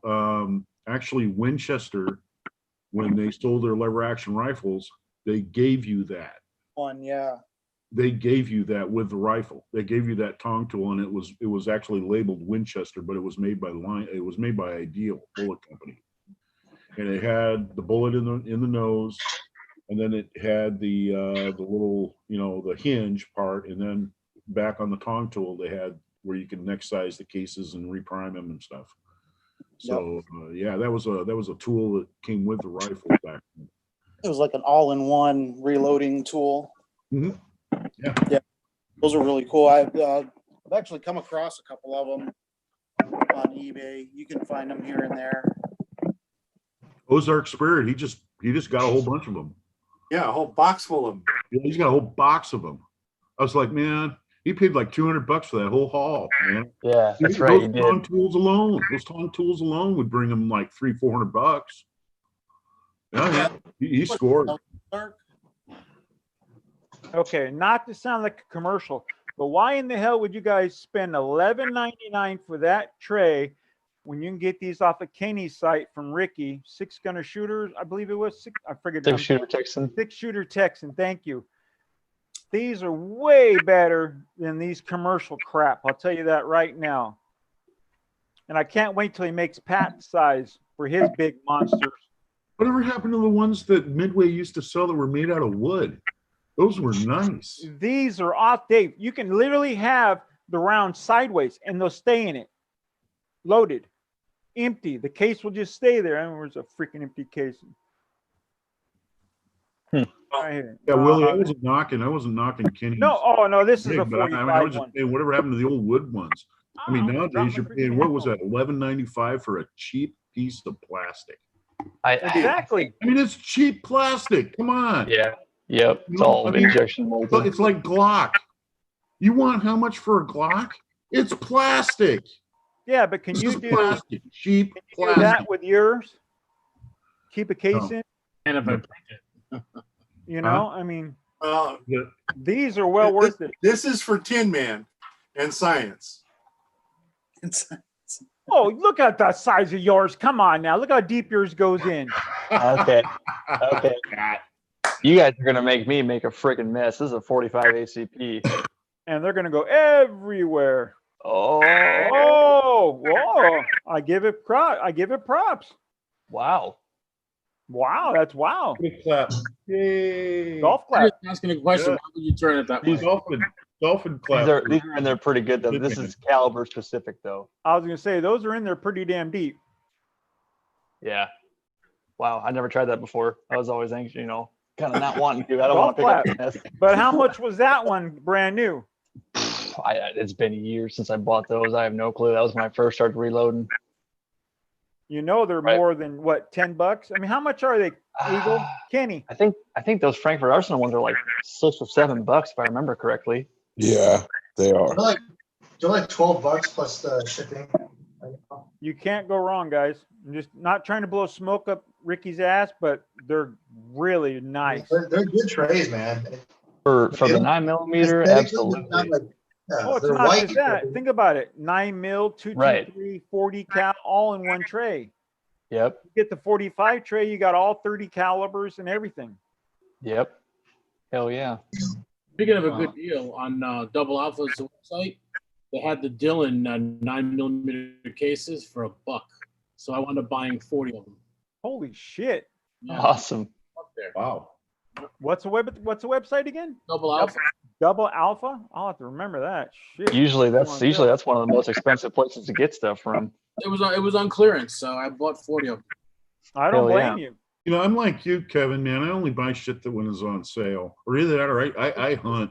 I hunt and hunt and hunt. It's just like my my Pro Melt, you know. When I went out and bought my Pro Melt, I wouldn't go out and buy one from like Midway or someplace like that. I went online and I hunted and hunted and hunted and hunted and hunted. I finally found a liquidator place that would take in like fire sales and bankruptcies and stuff like that. And they just auction the stuff off or just make up some price on it. And I found that they had those. They had like 10 of those from some outfit that went out of business or something like that. And I got a screaming deal. I would have never went out and bought my Pro Melt, you know, for the list price. They're expensive. What are they like? They're like a $400 machine, dude. Yeah, when I bought my wow. piece, I bought $400 like 5 of those, you know? And they were like $9 a piece or $10 a piece on Dylan's website. So to find them at Double Alpha on clearance was great. I always look for the clearance. Yeah, always look for the deals, man. That's awesome. I check Let Go and Craigslist twice a day, every day. Always good stuff up there. Yeah, I've been looking on Let Go and Offer Up, but I haven't found anything by me due to reloading. Everything around here is out the roof. The latest deal was 2 1050s with the Mark 7 reloaders on them as well for $3,200. And all the different powder measures and caliber conversions for it. I was like, that's awesome. I just don't have any place to put them. And they don't have lifetime warranties. They don't? They don't. Wow, that sucks. I don't think it's considered commercial. So I told my buddy who was making ammo, I'm making a bunch of ammo. He's already got 2 1050s, so he's gonna pick them up probably tomorrow. How did they not come with warranty? Because it's considered a commercial press, not a hobbyist press. That's crazy. You figure all their stuff would be. Yeah, but Dylan warranties. My buddy's got 7 1050s that are motorized, and Dylan warranties all his parts. No, 1050 is the only one that doesn't have a lifetime warranty. But you got to remember, with Dylan's warranty, you just call them up 9 times 10, they're going to help you no matter what. You know, but you'd think that they would have a warranty on it, but that's crazy because that thing's not cheap, a 1050. That reminds me, I snapped my, I snapped my bushing for my fail-safe rod on my powder measure. I snapped that little white bushing. I need to get a new one of them. Call them up. They'll send you one. Yeah, I'm sure. Hell, I'll have them send me like 4 or 5 because I'm sure I'll snap another one. Yeah. You know what I did? I just went out and bought the little spare parts kit because I got tired of calling them. They don't have any problem sending them to you, but if you buy the spare parts kit, it comes with 4 or 5 of everything. So you just open up a little case and you got them. And when you get low on them, you call them. You know what? Called the Oops kit. Yeah, I think did they throw another one of those in here with the shit that comes with the press? I wonder. They might have. I never did look. Might have another one, dude. Nope. Damn it. No, the parts kit, they don't come. But you're talking about the powder check? No, hang on, I'll show you. That little white bushing right here, I snapped it. Oh, okay. I just need another one of those. I tried to I 3D got print one of those, but it's smaller than that one. Yours looks larger than one I have. I tried to print one, but it got hung up on the threads and it just shredded it. Yeah. So I need a few more of those. I'll call them. I keep forgetting to do it. It still works. They sent me 3 of them at one time because the Square LB didn't have it. Get some nylon, dude. For stuff like that, nylon works really good. I don't think I can print nylon with my stock hot end. It won't go that hot. You can. You can. They got low temp nylon. Yeah. I can try it. Tin Man, you guys got a lathe at work? Just get yourself some Delrin. Yeah, but Delrin. I'm not allowed to run the lathe. Only the tool and die makers can. What?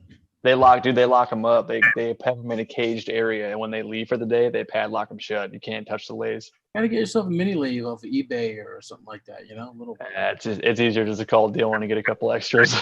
You know what? I got my a whole lot cheaper.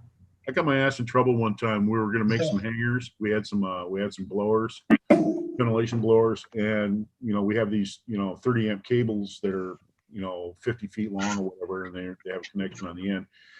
And they come out of the blower, and so what I did is I made these hangers, so you could just go ahead and coil up the cable and just hang it up on the blower, and away it goes, Yeah. Anyway, to make these hangers, I just drew something up, and I went over and I talked to one of my welder buddies, and he says, "Well, I'm not going to make them."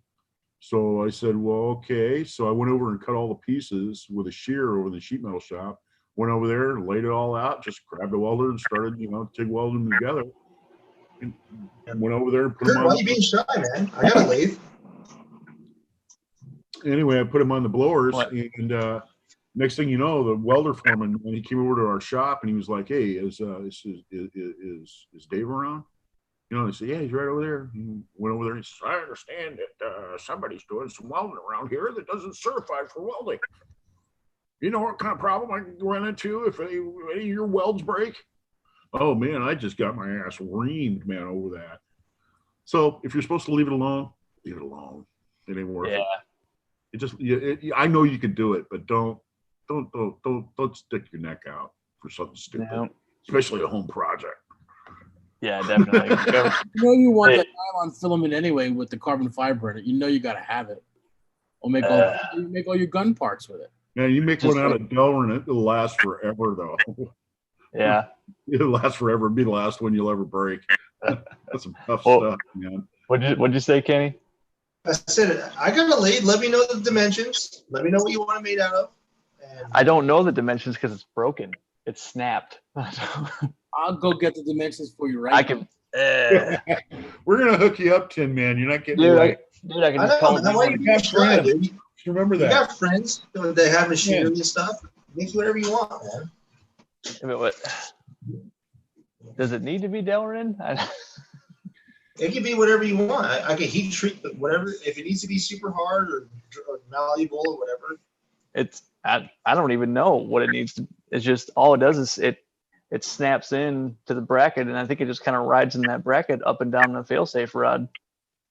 Then it just So like I part said, that's Delrin will probably designed really to good. break so that I'm absolutely sure you don't have anything to worry about, Tin Man, until Kevin goes over and he kind of smiles real big or takes a cigar away and goes, "Don't worry about it. You're family now. We take care of family." 15.8 high. The family always comes first. Can you write it down? 15. I'm ready.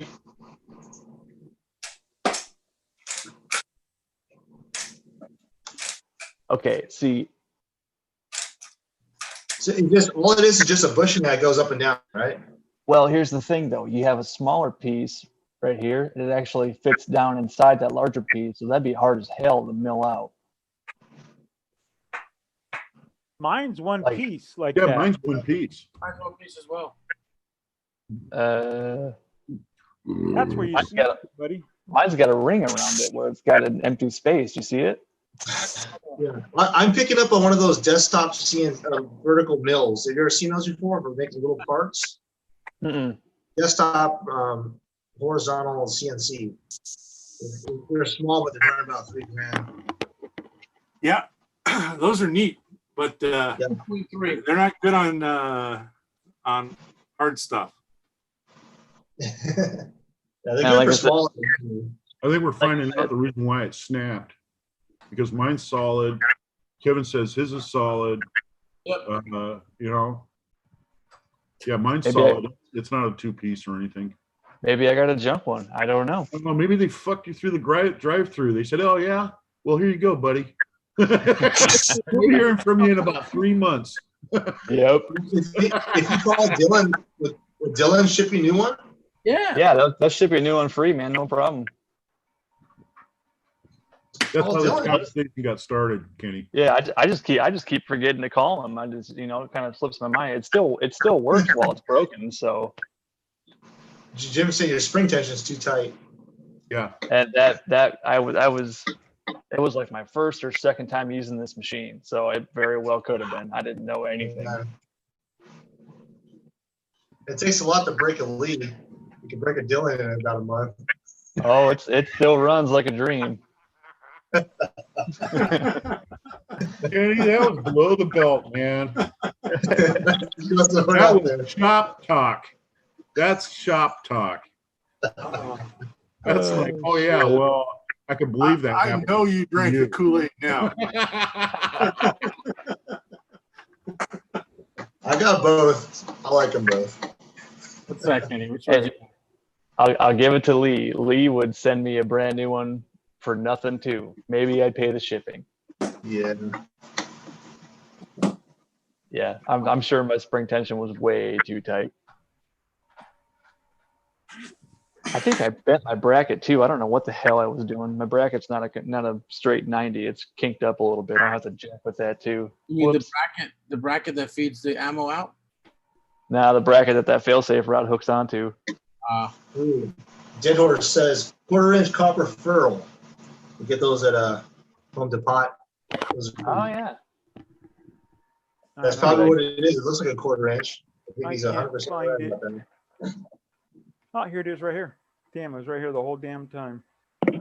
Mm. If it was a snake, it would have bit my ass.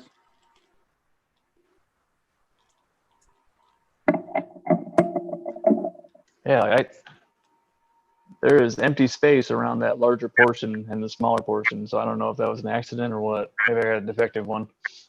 Yeah.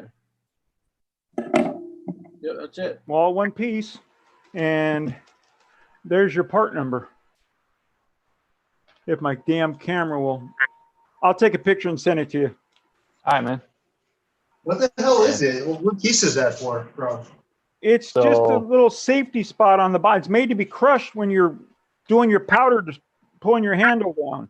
Yeah, it just all it does is sit on top of that spring, and when you push your handle forward to prime your cases, there should be some space in between those coils, and then that just kind of rides up and down and keeps your failsafe rod centered in that bracket. But Does a square when B you have have, it? I don't know. See how much I use the square B? It's freaking collecting dust. Oh man. It's All the right. same one on the square it'll be. You'll see it right on the powder ram. Go down to the spring is. Follow the spring all the way down. You can see right. You can see it right there. I can see it plain sight, but yours isn't white. No, this is just a regular spring and a washer. Okay, you're missing yours. That's why. That thing runs like a champ. I don't need that thing, man. Yeah, it still runs great. It's broken. I think it broke. The guy just replaced it with a spring and a washer. No, the spring and washer is there. The washer is not supposed to be there. It's just the spring and that piece. Oh, I see what you're saying. It goes around that little black piece. Yeah, so that's just what keeps it centered in that bracket that mounts. Yeah. You know, so your failsafe rod doesn't pop out of the bracket. Is all it does. Yes, sir. Dead Horse is right. 1/4 inch ferrule. That's all you need. You get a bronze 1/4 inch ferrule. If you want something lubricated, bronze will work. Kevin, those are now gone. I just went to Alpha, and they're gone. They're gone. Kevin bought them all. I don't see any more. Yeah, I put 40 of them. Shit. Oh, you can't go wrong, buddy. You can't go wrong. I figured something might be wrong with them. You know, I thought they wouldn't be good, but they're perfect. They're all perfect. I mean, it's literally came in boxes like this. He gets 40 ammo cases with no lids. Yeah, that's or they might be dusty or whatever, but they're brand new. That's awesome. That's great. And an ammo tray without any lid is just a loading tray now. Pretty much. No, that's only my luck that would happen. No, I ordered that what is it, MSM or MGM or something like that. MTM. Yeah, MTM or whatever, one of those cases. And dude, my freaking mail person handler, they must have freaking had a no holds barred freaking Texas, drag out freaking wrestling match with my damn package, because it arrived all beat to shit. And of course the freaking box, like the lid is broke, like it's got cracks in it, and it kind of like doesn't really latch. It probably ran it over with the truck. Michael, I got you one beat. My mail carrier's out in front, right in front of me, not even 5 feet from me in the package. All of a sudden here, he drops it, standing up, dink, loud hell, metal hitting concrete. It was my son's Air-9 bolt and mine together. Just metal to metal slamming on the ground. I'm like, dude, let me scratch him up. You don't do that for me. I don't know about you guys, man, but I don't even like buying anything from Midway anymore. They're not the same company they used to be. Oh no, they're not. Cheaper and Dirt and kiss my ass. I won't go to Cheaper and Dirt ever again. Really? I got you beat with my mail carrier. She's about 94 pounds soaking wet. So I ordered 4,223 cases, and it came 2,000 in a box, and they were too heavy for her. So she parked out by the street, put them on my curb, and kicked them all the way up my front yard. Oh shit! Like 150 yards, street to the front of the house. So she kicked them all up my front yard. I got holes in them, and I got 2 cases all over my front yard from those boxes being kicked up the front yard. Oh man! And I got the Ring cameras and other cameras, and I just was so pissed off. I called the postmaster and I told him what happened. He said he couldn't believe it. I said, "Well, would you like me to send you? You got video?" I said, "Absolutely." So about an hour and a half later, there she is in my front yard on a wet grass tree, and she's out there picking every single one up. Damn right, I'd make her do that too if I had it on video. Damn right. It for 2 weeks, and then transferred to another route. But unfortunately, now she's back, and she don't like me at all. But it's her fault. So I don't want. That's her fault. She should have knocked on your door. Could you please help me? But that's her job to deliver the shit. What was Yeah, I'm pretty. Yes. Supposed to be able to carry up to 80 pounds. I was just gonna say USPS. that. Not when you weigh 95. Yes. Not when you weigh 95. It was the postal service. Oh, They- yes, postal service. Oh, yeah. yeah. Yeah, Yeah, No, when I but go, the thing is, though, is that you call her supervisor and say, you know, I'm not her. You know, I'm a customer, okay, and I'm not getting customer treatment here. And another thing too, it's not up to me to train your people. So I want to know who I need to talk to as your branch manager Yeah, it was about how you train your people. In other words, you get his ass in the ringer, and he's going to come down on her and say, "You best unfuck yourself." had her back out here on the wet grass picking them all up. Yeah. She didn't miss a case. there you go. Yeah. My That's- local UPS store, it's one of those mom and pop little stores. You have to pay a little more to ship it, basically, for the convenience. But the girls know when I walk in, they go, "Oh, let me get the guy. I know this package is going to be heavy." I'm like, "Yes, it is." Until the USPS says there's a weight limit on this box, I'm bringing this sumbitch in as heavy as I can. I'm paying the same price to ship it to somebody, so. Oh, shipping's outrageous anymore. Oh yeah. Well, see, okay, this Yep. box right here. Let me if I can get it. By me, where I used to live, this little box was $8. It cost $13 at my local shop. If I go to the post office, which is way across town, it's $10 now. They raised the Damn. price. It used to be $8 as much as you want in here. No weight limit. Now there's a weight limit on them, but it's still 80 pounds. It's not like I'm mailing gold to anybody, you know. Well, kind of depends who you're. You Well, know, it's gold to us. recipient. you know. Yeah. I put it in a box with a bunch of monotype lead in it. I sent it to a buddy that loaned me some monotypes. I was paying them back. He filled this whole box up with monotype.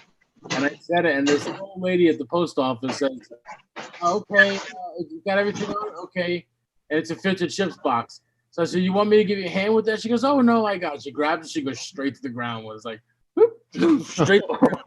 Yep, I did that too. It was full of lead, just lead though. I had one of those, the big ship as you go box, and I had it full of bullets, made bullets. And I said, "Ma'am," I had written all over it, heavy, heavy. I said, "You want to bring that card over and I'll put it in there for you." "Oh, I got it. I got it." Like your mail courier, like in 198 pounds of soaking wet.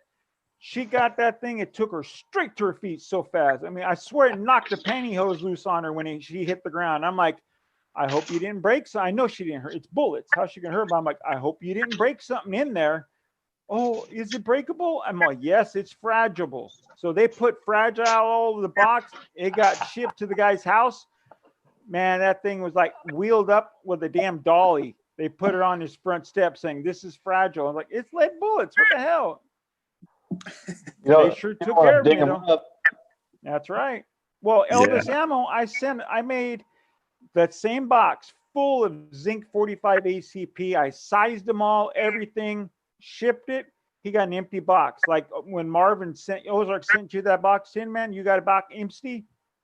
I had 45 ACPs, the 200 grain bullet, but in zinc, so weighed like 100 and some, all over the United States. No idea where they landed. And you had to fight with the post office to make a claim. If you Yes, put you do. insurance on something and it gets damaged, you have to prove how much the shit really costs. So the guy I shipped it with, I finally went up and said, "This is the midway price. These are the bullets that I custom made and shipped to him." And the guy paid me out finally. But it took me almost a month and a half to fight with the guy. My wife kept saying, "Just stop. Don't worry about it." I'm like, "No, bullshit. I worked my ass off on those things." And that's before I water quenched them. Now I used to stand up with a breaker bar on my rock chucker trying to size those damn things, you know, but I gotta admit one thing. Rock Checker, that's a damn tough press. damn right. I admit, man, they are tough. Yes, sir. Man, I used to bond bullets with mine, and yeah, I mean, you could just once you got the leverage on it, because I used to use an extender bar on mine. You get the leverage on that thing, you can just feel. I mean, you can feel the stress on that thing, just like, Yep. oh man, you know. 'Cause I you refuse. just feel the stress on that press. It was like, man, but they hold up, man. They tough. do. Mine's from the 60s. A buddy of mine gave it to me, and I had it on a metal table that I have in my garage right now, and it's 1/4-inch steel out there, steel with legs and everything. It takes 3 of us to move the damn thing. So I had it mounted on that, and I had a 4-foot cheater bar on it when I was sizing those rounds. So, it held up with that, no problem. That's the one I gave to my nephew. Like my nephew got started on reloading. I gave him all my old dies, all my old 2-cavity molds and stuff. And then I gave him the rock chucker. I was like, damn, I shouldn't have. That was a week after it's like, what the hell did I do? You always got to have a good single stage. I got it in like 1981, 1982. Yeah, that's what mine is. Mine's an old one. I bought it at a garage sale. Yeah. You talking about the rock chucker? Yeah. Yeah, I bought mine at a garage sale. I think I paid $15 for it. And then the Uniflow powder measure that I use, I bought that at the same time. I can't remember what I paid for it. I think it was like $5. And it works awesome. perfect. Yeah.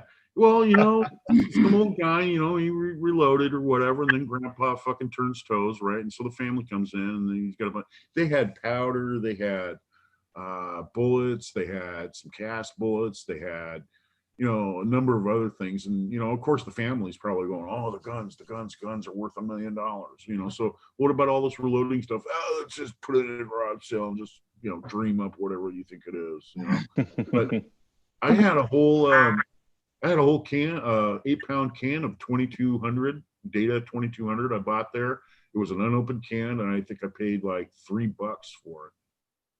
Oh man, I wish I could score like that around here. No, you just gotta look, man. You just gotta stop and look, and and it doesn't happen all the time. And sometimes it comes down through people who other people who go around and they go garage sailing. They stop at all the garage sales, and they'll call you up and say, hey man, you better get over there. There's some gun stuff over there. So you go over there, and sure enough, there's some really nice shit.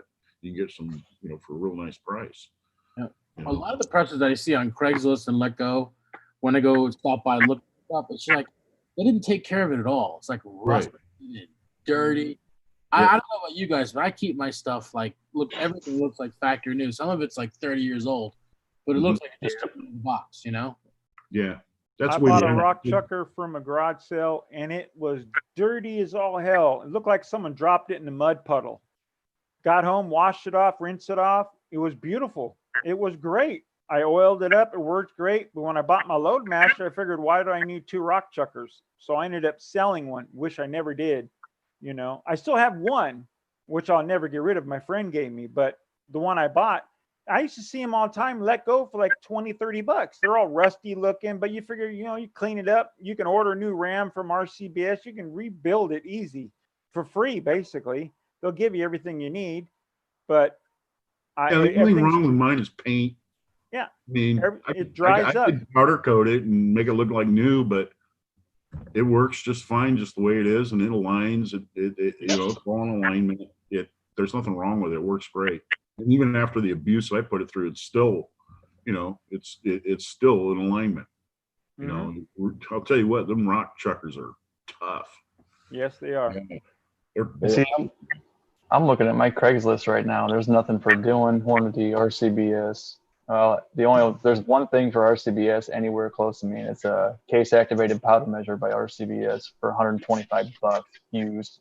You're on Craigslist. Right now, everything's expensive right now because people are gobbling it all up. And Michael, you better watch out, man. Pete is going to get called on your ass making love to that dog. That's you gotta come out here in the snowbird season. Snowbirds come out here, and that's when they start trading in all their firearms and reloading gear. I don't know what the deal is, but that's when all the local shops get all the good stuff. Oh yeah. I'm telling you, you guys are gonna be flooded with brand new used guns after all this shit ends. People are gonna get rid of their guns they bought, and you guys are gonna get all the great deals. And I'm gonna say, because here in California, I'm gonna get bent over for anything. Yeah. Well, the snowbird. What it is, it's kind of sad to say, but it's a lot of the widows. They bring in all their husbands' firearms. Yeah, that's true.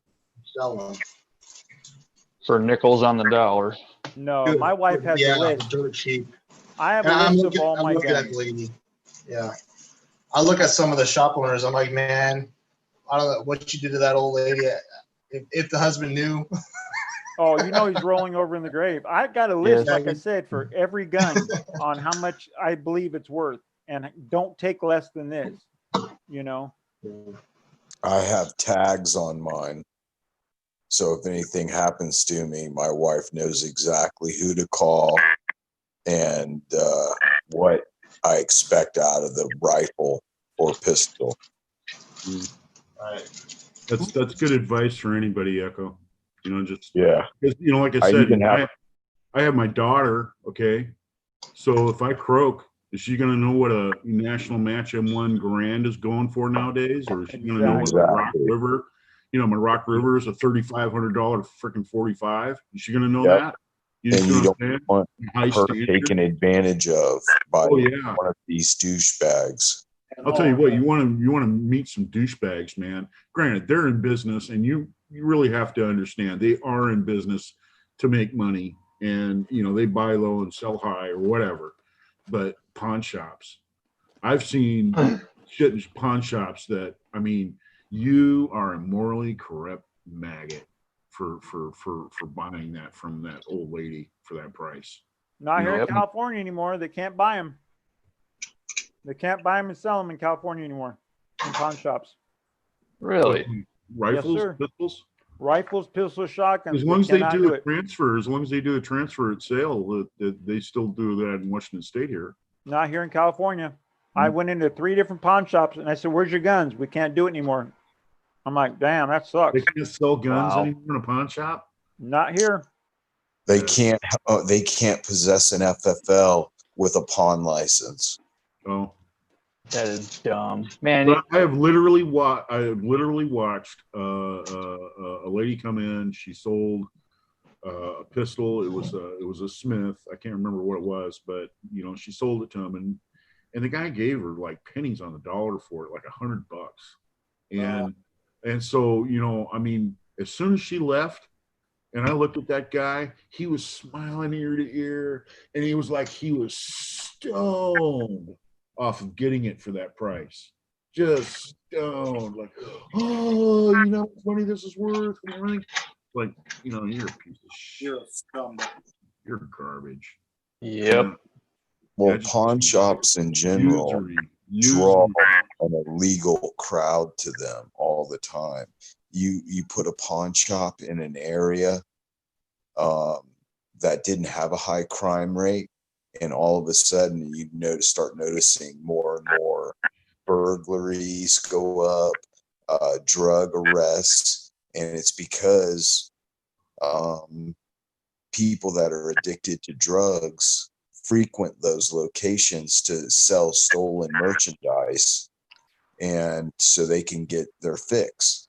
And basically they've noticed that where you have a pawn shop, you usually have a rise in crime in those areas, unless it's a family owned type of operation where they have some morality, where they're not just, you know, like you go up to a Cash America and you can tell who is a tweaker when you're in there. Because I'd go to pawn shops every once in a while and look for anything like that somebody may have sold cheap for reloading or for guns and stuff like that. I'll go in and check in, and you can always find the jacked up idiots that are selling like stolen Home Depot tools, because Home Depot has a policy: if somebody steals something off the shelf and walks out, they're not allowed to have a store employee get involved and call the police.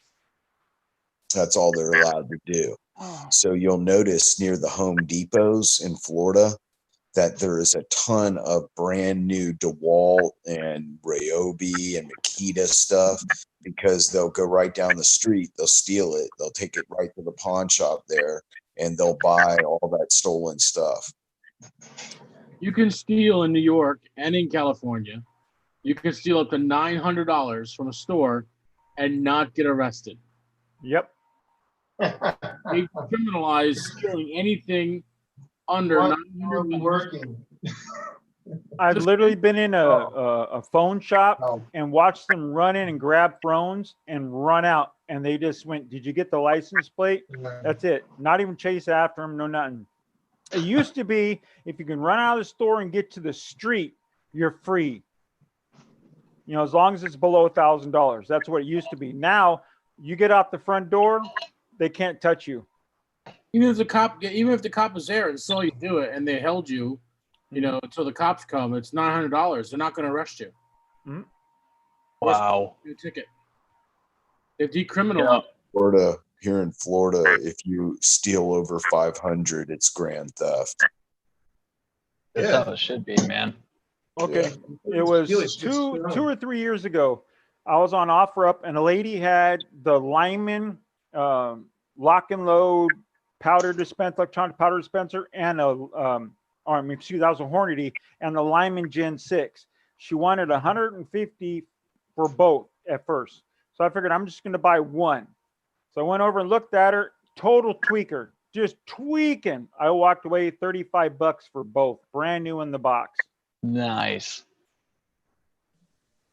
That's how the only reason I got it. I can't afford to buy one of those some bitches.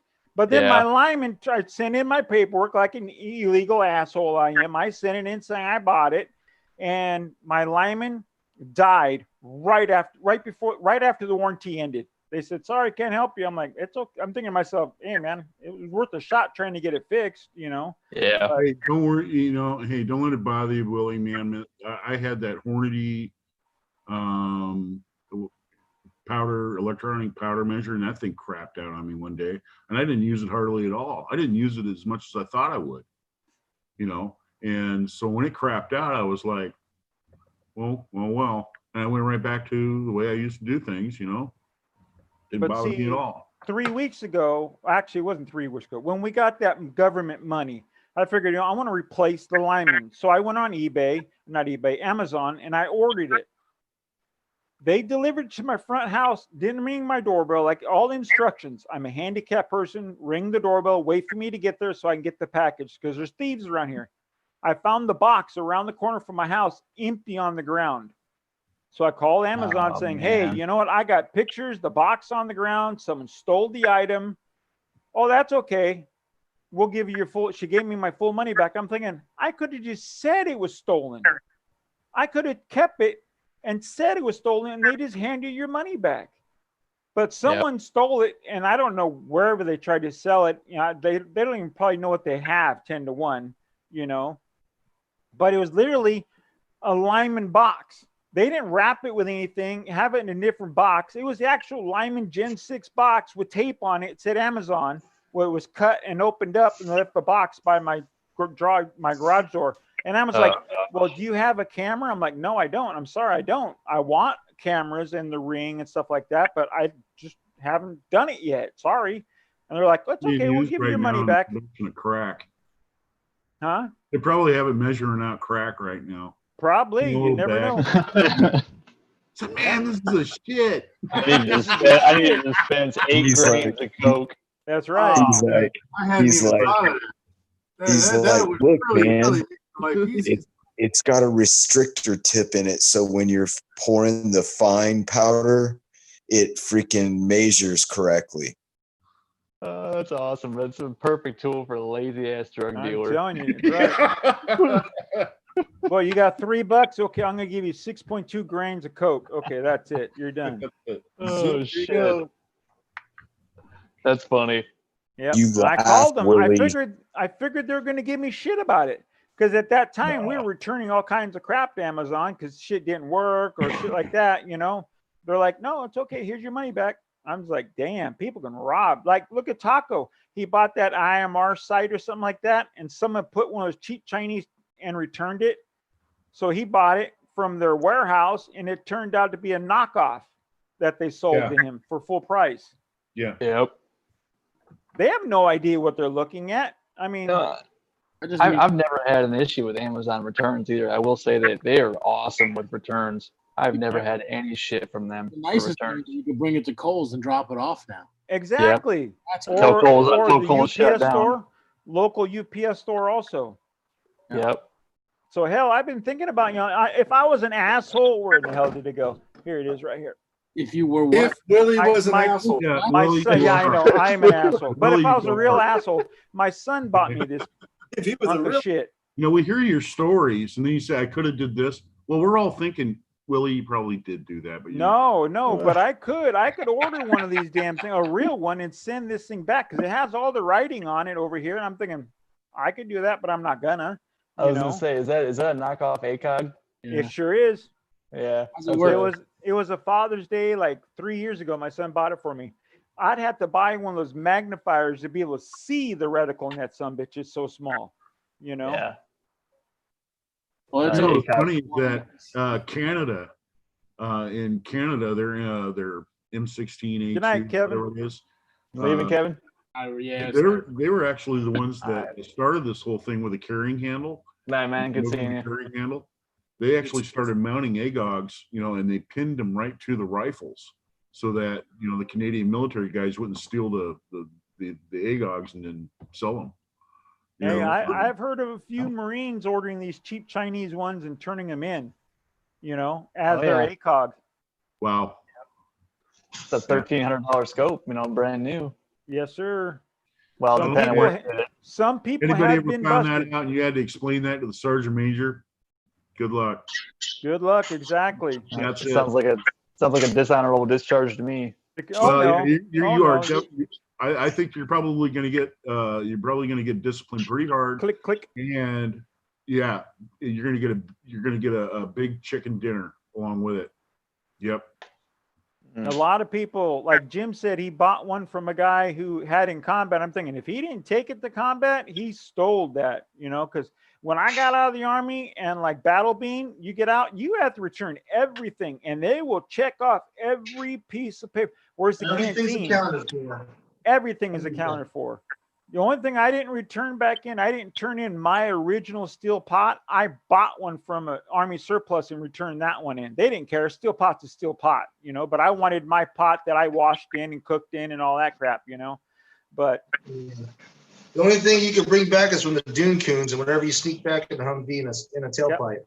Now in World War II, you used to be able to bring back weapons and everything, all that crap. They would wrap it up and put your address on it. It's gone. It's to your house. Yeah, you know what? I agree with that. That's the spoils of war. Yep. Whatever happened Not to the spoils now. of war? Now That's you have ridiculous. to sneak that shit home if you're That's bringing anything ridiculous. home. Yeah, a friend of mine, he used to be a tanker and he drove an M1A1 and he was in the very first war back in 90, going into 91. And basically he had a bunch of guys come to him and be like, hey, look, we want to bring back these AKs. We want to bring back this, that, or the other. They had some Russian pistols and stuff like that. And they found places to store all that shit on the tanks.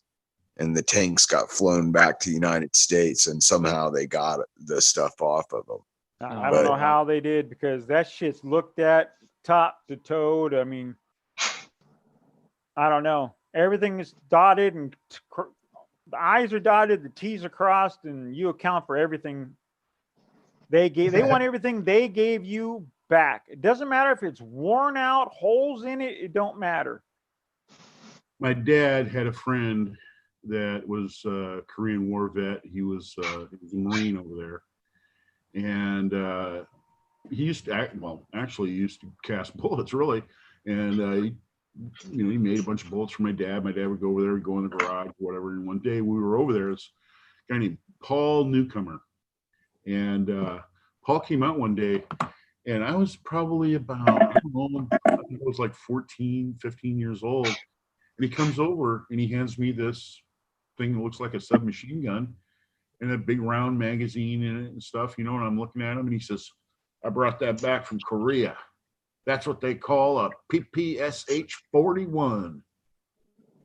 I was like, wow. oh, really cool. I didn't know what the hell it was, but yeah, he brought it back from Korea, put it in his duffel bag. I'm taking this thing back. I killed the guy that had it, yeah. Shit. PPS My- H41 with a round magazine in it and everything. Is that a Walther? Huh?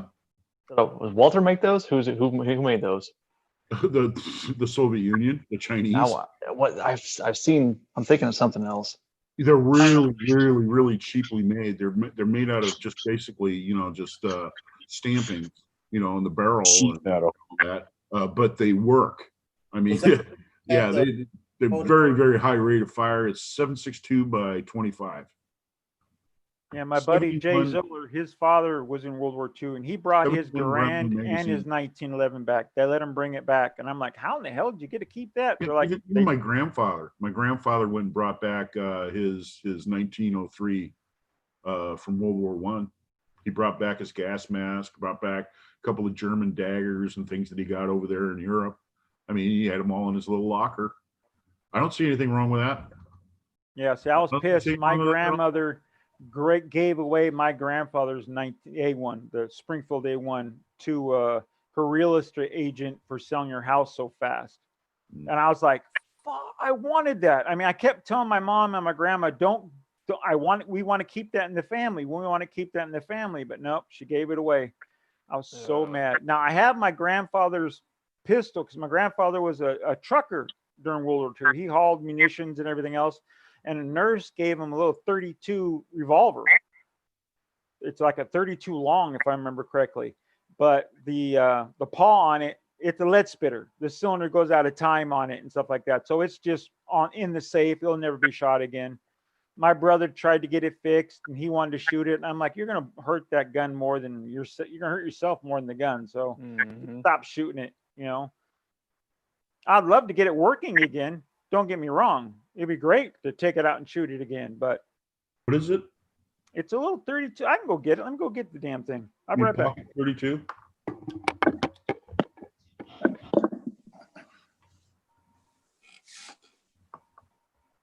Yeah, I remember that quite vividly, man.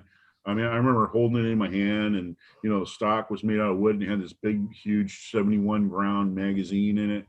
And I remember him standing back with his, thumb in his pocket. That there is PPSH 41. The commies use those. Yeah, that's what he said. Yeah, I was like, history lesson here, That was awesome. That had the shroud over the barrel, right? And the wood Yeah, stuff. it just had this. It was like a sheet metal shroud over the barrel, and then it had this I was like 15 years old, so we're going way back. But my actual details of what I remember of the gun and what I've seen, a PPSH 41 looks like. It was exactly the same gun that guy handed me. But yeah, he says he was in the Marines and he was in Korea. And he took that off the guy he killed. Yep. Yeah, it's pretty wild. And like I said, I don't see anything wrong with that. I don't see anything wrong with that at all. I mean, you go in there and you're not fighting for you're not fighting for flags anymore, or countries. You're down in the ditches. You're down in the you're down behind the lines and stuff. You're shooting at the enemy because the enemy's shooting at you. And they're killing your buddies. So, you're fighting for each other at that point. You're fighting to survive. Yeah, I'd So- say he earned it for sure. Well, yeah, that's the way I look at it, and not only that, it's Beyond. history. It's history that needs to be brought up. And it has to be interwoven into our society. Now, what they've done, the liberals have done, is they turn around and they take that all out. Everything's all squeaky clean. Everything's sterilized. Everything, everything's been done by the soccer moms, and they've got in there. Oh no, you can't teach them that, Yeah. Yep. That's one thing I wish my grandpa on my dad's side, he was in Korea. He never uttered a word of it, not one. Never talk. I mean, that tells you right there. He probably saw some bad shit and didn't want to talk about it. But Yeah. we never asked him. He never told us. So it was. I would have liked to pick his brain about that stuff. Yeah, it was the same with my grandfather. He was stationed in Philippines, and yeah, he fought in Guadalcanal and You know, when those guys came back after World War II, man, you know, anybody who was Oriental here in the States, well, they strongly got discriminated against. yeah, I mean, they strongly got discriminated against. I remember my dad, the way he was towards Orientals. And you know, he was an asshole, but you know, I mean, hey, you know, he you know, I mean, World War II, Korea, and Vietnam. He was all three of those, you know, campaigns. yeah. His very first station of duty was on the Wasp in the Coral Sea, and when they got bombed and they were torpedoed and they sank, and you know, that was his very first tour of duty there. He was a snipe. He was below decks, and his chief ran over and he says, Captain just said it, every man for himself, get the hell out of here. And then they just started, I mean, they started coming up through the gangways and stuff so fast that guys were pushing each other out of the way, out of the top of the hatches, you know.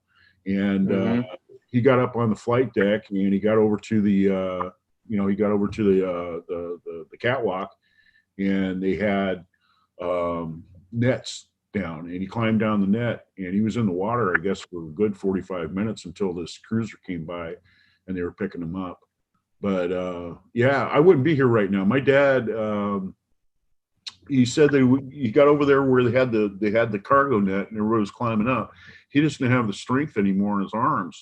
I mean, that's a lot of adrenaline going through you, you know. And he was on the net. He started slipping down, and he started going down under the water. And he was on his way down, and he figures I had it, you know. He was just saying, he was saying to God, you know, I had it, take me home, whatever. And these two guys grabbed him by the arms and pulled him up on the net, and they pulled him up out of the water. So I wouldn't even be here right now if that would have happened. So, you know, I'm going to tell you what, he told me too. He says when he was on the flight deck, he seen those Japanese kamikazes coming in, and they were flying like 12 feet off the water. And the other boats, the tin cans and, you know, the TAC group that was supposed to be protecting the carrier, they were firing at him. So you were getting friendly fire into the side of the ship, you know, from these tin cans trying to shoot down the aircraft that were coming in, you know. And so, you know, all hell broke loose for those guys. Damn. So yeah, I'll tell you what, Fucking crazy. Yeah, that's what the Japanese were. They were fucking crazy about shit. They were flat fucking crazy. That's that simple. Yeah, they were institutionalized. They were indoctrinated into their religion, and they were going to carry out whatever it was that their emperor said that they were going to do. Yep. Yeah, the Japs are very dedicated to whatever it is they, aim their focus at. It's like, that's why, I was having a discussion with one of my friends about the Moroku rifles. And I was like, yeah, man, Japanese craftsmanship, kind of went from shit to it went from really good, elegant stuff to shit to really good craftsmanship again. And yeah, they're an amazing people. But they were our enemies for a while. And they were a pretty intense enemy.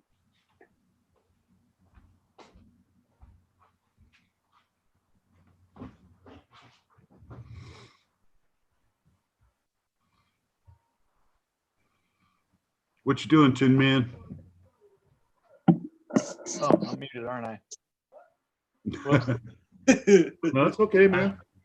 No, I was just saying, oh shit, Willie's want to get something. I think we're gonna cut this off. My headset's dying and my butt's dying on my stool, so we might gonna excuse me, might end the stream right here. I don't think anybody's out there inside yet anymore either.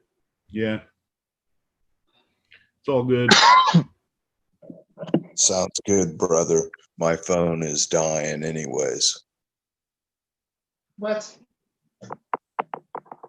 Yeah, Kenny's like, what? You guys are all a bunch of pansies. It's Saturday night.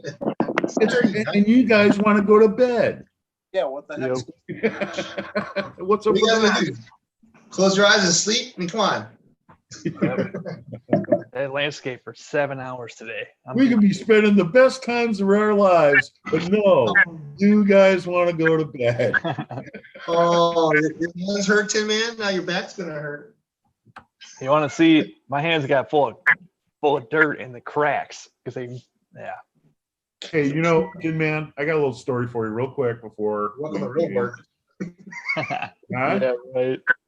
What? Real quick? That's the joke. No, Kenny said, welcome to welcome to real work. Oh. Speaking of work, where I work, they train dolphins, and I can see them from my office window down there training the dolphins, right? And they got these little pens, and miraculously enough, they have a contractor that trains and they take care of the dolphins, right? So you can see the dolphins down there. It's really kind of cool. It's kind of like it's kind of like SeaWorld. I mean, they make them do all kinds of weird stuff and jump up and down and do all these exercises and dance on their tail and all this other crap, and they wait and all that stuff, and they train them. So anyway, one of the things that I was talking to one of the gals. I was out there having a smoke in the smoke shack. One of the gals came over and I started talking to her. And miraculously enough, all the gals that work for that outfit, man, are just drop dead gorgeous. And so I was talking to this chick, and she's like going on and on. And I said, what is it about the dolphins? And she just basically told me, they're like dogs. They're exactly like dogs. You got to train them and teach them just like dogs and discipline them. And that, they got a little buggy whip, if they don't do what they want them to do, they get the buggy whip after them.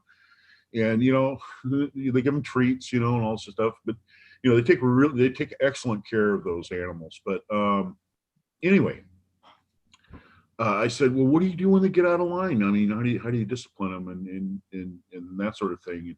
And how do you know when they're getting out of line? She said, oh, you know when they don't want to do something. And I said, okay, she says, I can explain it to you, but she had to go or something like that. Anyway, so one day, it was like 3 months later, I was out there and they had some new dolphins that they were down there training, some young ones. And you can see the dolphin go around in the pen, and one of the things that the trainers do is they get down on their knees, right there on the dock, they get down on their knees and they hold their hand out. They tap the water a few times and they hold their hand out. And what the dolphin's supposed to do is come over there and put its chin in their hand, and they'll hold it by the chin, and they'll caress it and do other stuff, and they'll talk to it and all that, and then they'll give it a treat or whatever. And it's all part of the training. And I was watching, that's how they call the dolphin. And anyway, so she did that. She put her hand down there. She tapped it on the water a few times. I'm watching him, and here comes the dolphin. He goes around, then he goes down, and he comes up right up underneath her, and he comes up with his mouth open, full of water, goes snap like that. I mean, just douches her, and she jumps up, she's cussing and swearing, God damn it, did it again. But she was stomping her. It was hilarious, man. And I just couldn't help but think, that's dolphin for fuck you. I'm not doing that today. We're not going to do that. I'm going to do what I want to do. And the funny thing was, as well, I was watching that dolphin. As he went by, I could see him, from the pier, and I could see him. And as he's going by, he kind of tilted his head kind of halfway out of the water so you see his eyeball. He was looking at me. And you can see that kind of half smile they always have. And it just fit perfect. It just fit perfect. I thought, that's awesome. That's awesome. Check this out. Yeah. It was awesome. It's funny as hell. Yeah, like I said, that dolphin came right up underneath, man, and snap like that. Just, it's like a 5-gallon bucket, boosh, right in the face. That's the way they tell you, screw you. Yeah. They don't want to play today. Yeah, that's it. Yeah, she was pissed. It was funny. Oh, it's awesome. I think I'm gonna go ahead and bounce out. Yep, we're gonna cut the stream up. Now the side chat's picking up. Everybody says, "Oh, I'm here, I'm here." Yeah. Yep. All right. Thank you, side chat, for tuning in. It was awesome. Good night. Yeah. Good night, man. Buddy. I'm gonna bounce out. Take care, Dave. Good having you. Yep. Dave. Everybody. All right. Side chat, sorry to cut her off. It's that time. It's that time. Jackson, man. We got Uncle Jim Steve. He hadn't said a word in like half hour and he's still here. Yeah, Floyd Hicks, GGW, Chris. Good night, all you guys. Thanks for stopping in. Dead Horse Jag. And we will catch you on the next one, whenever and wherever that is.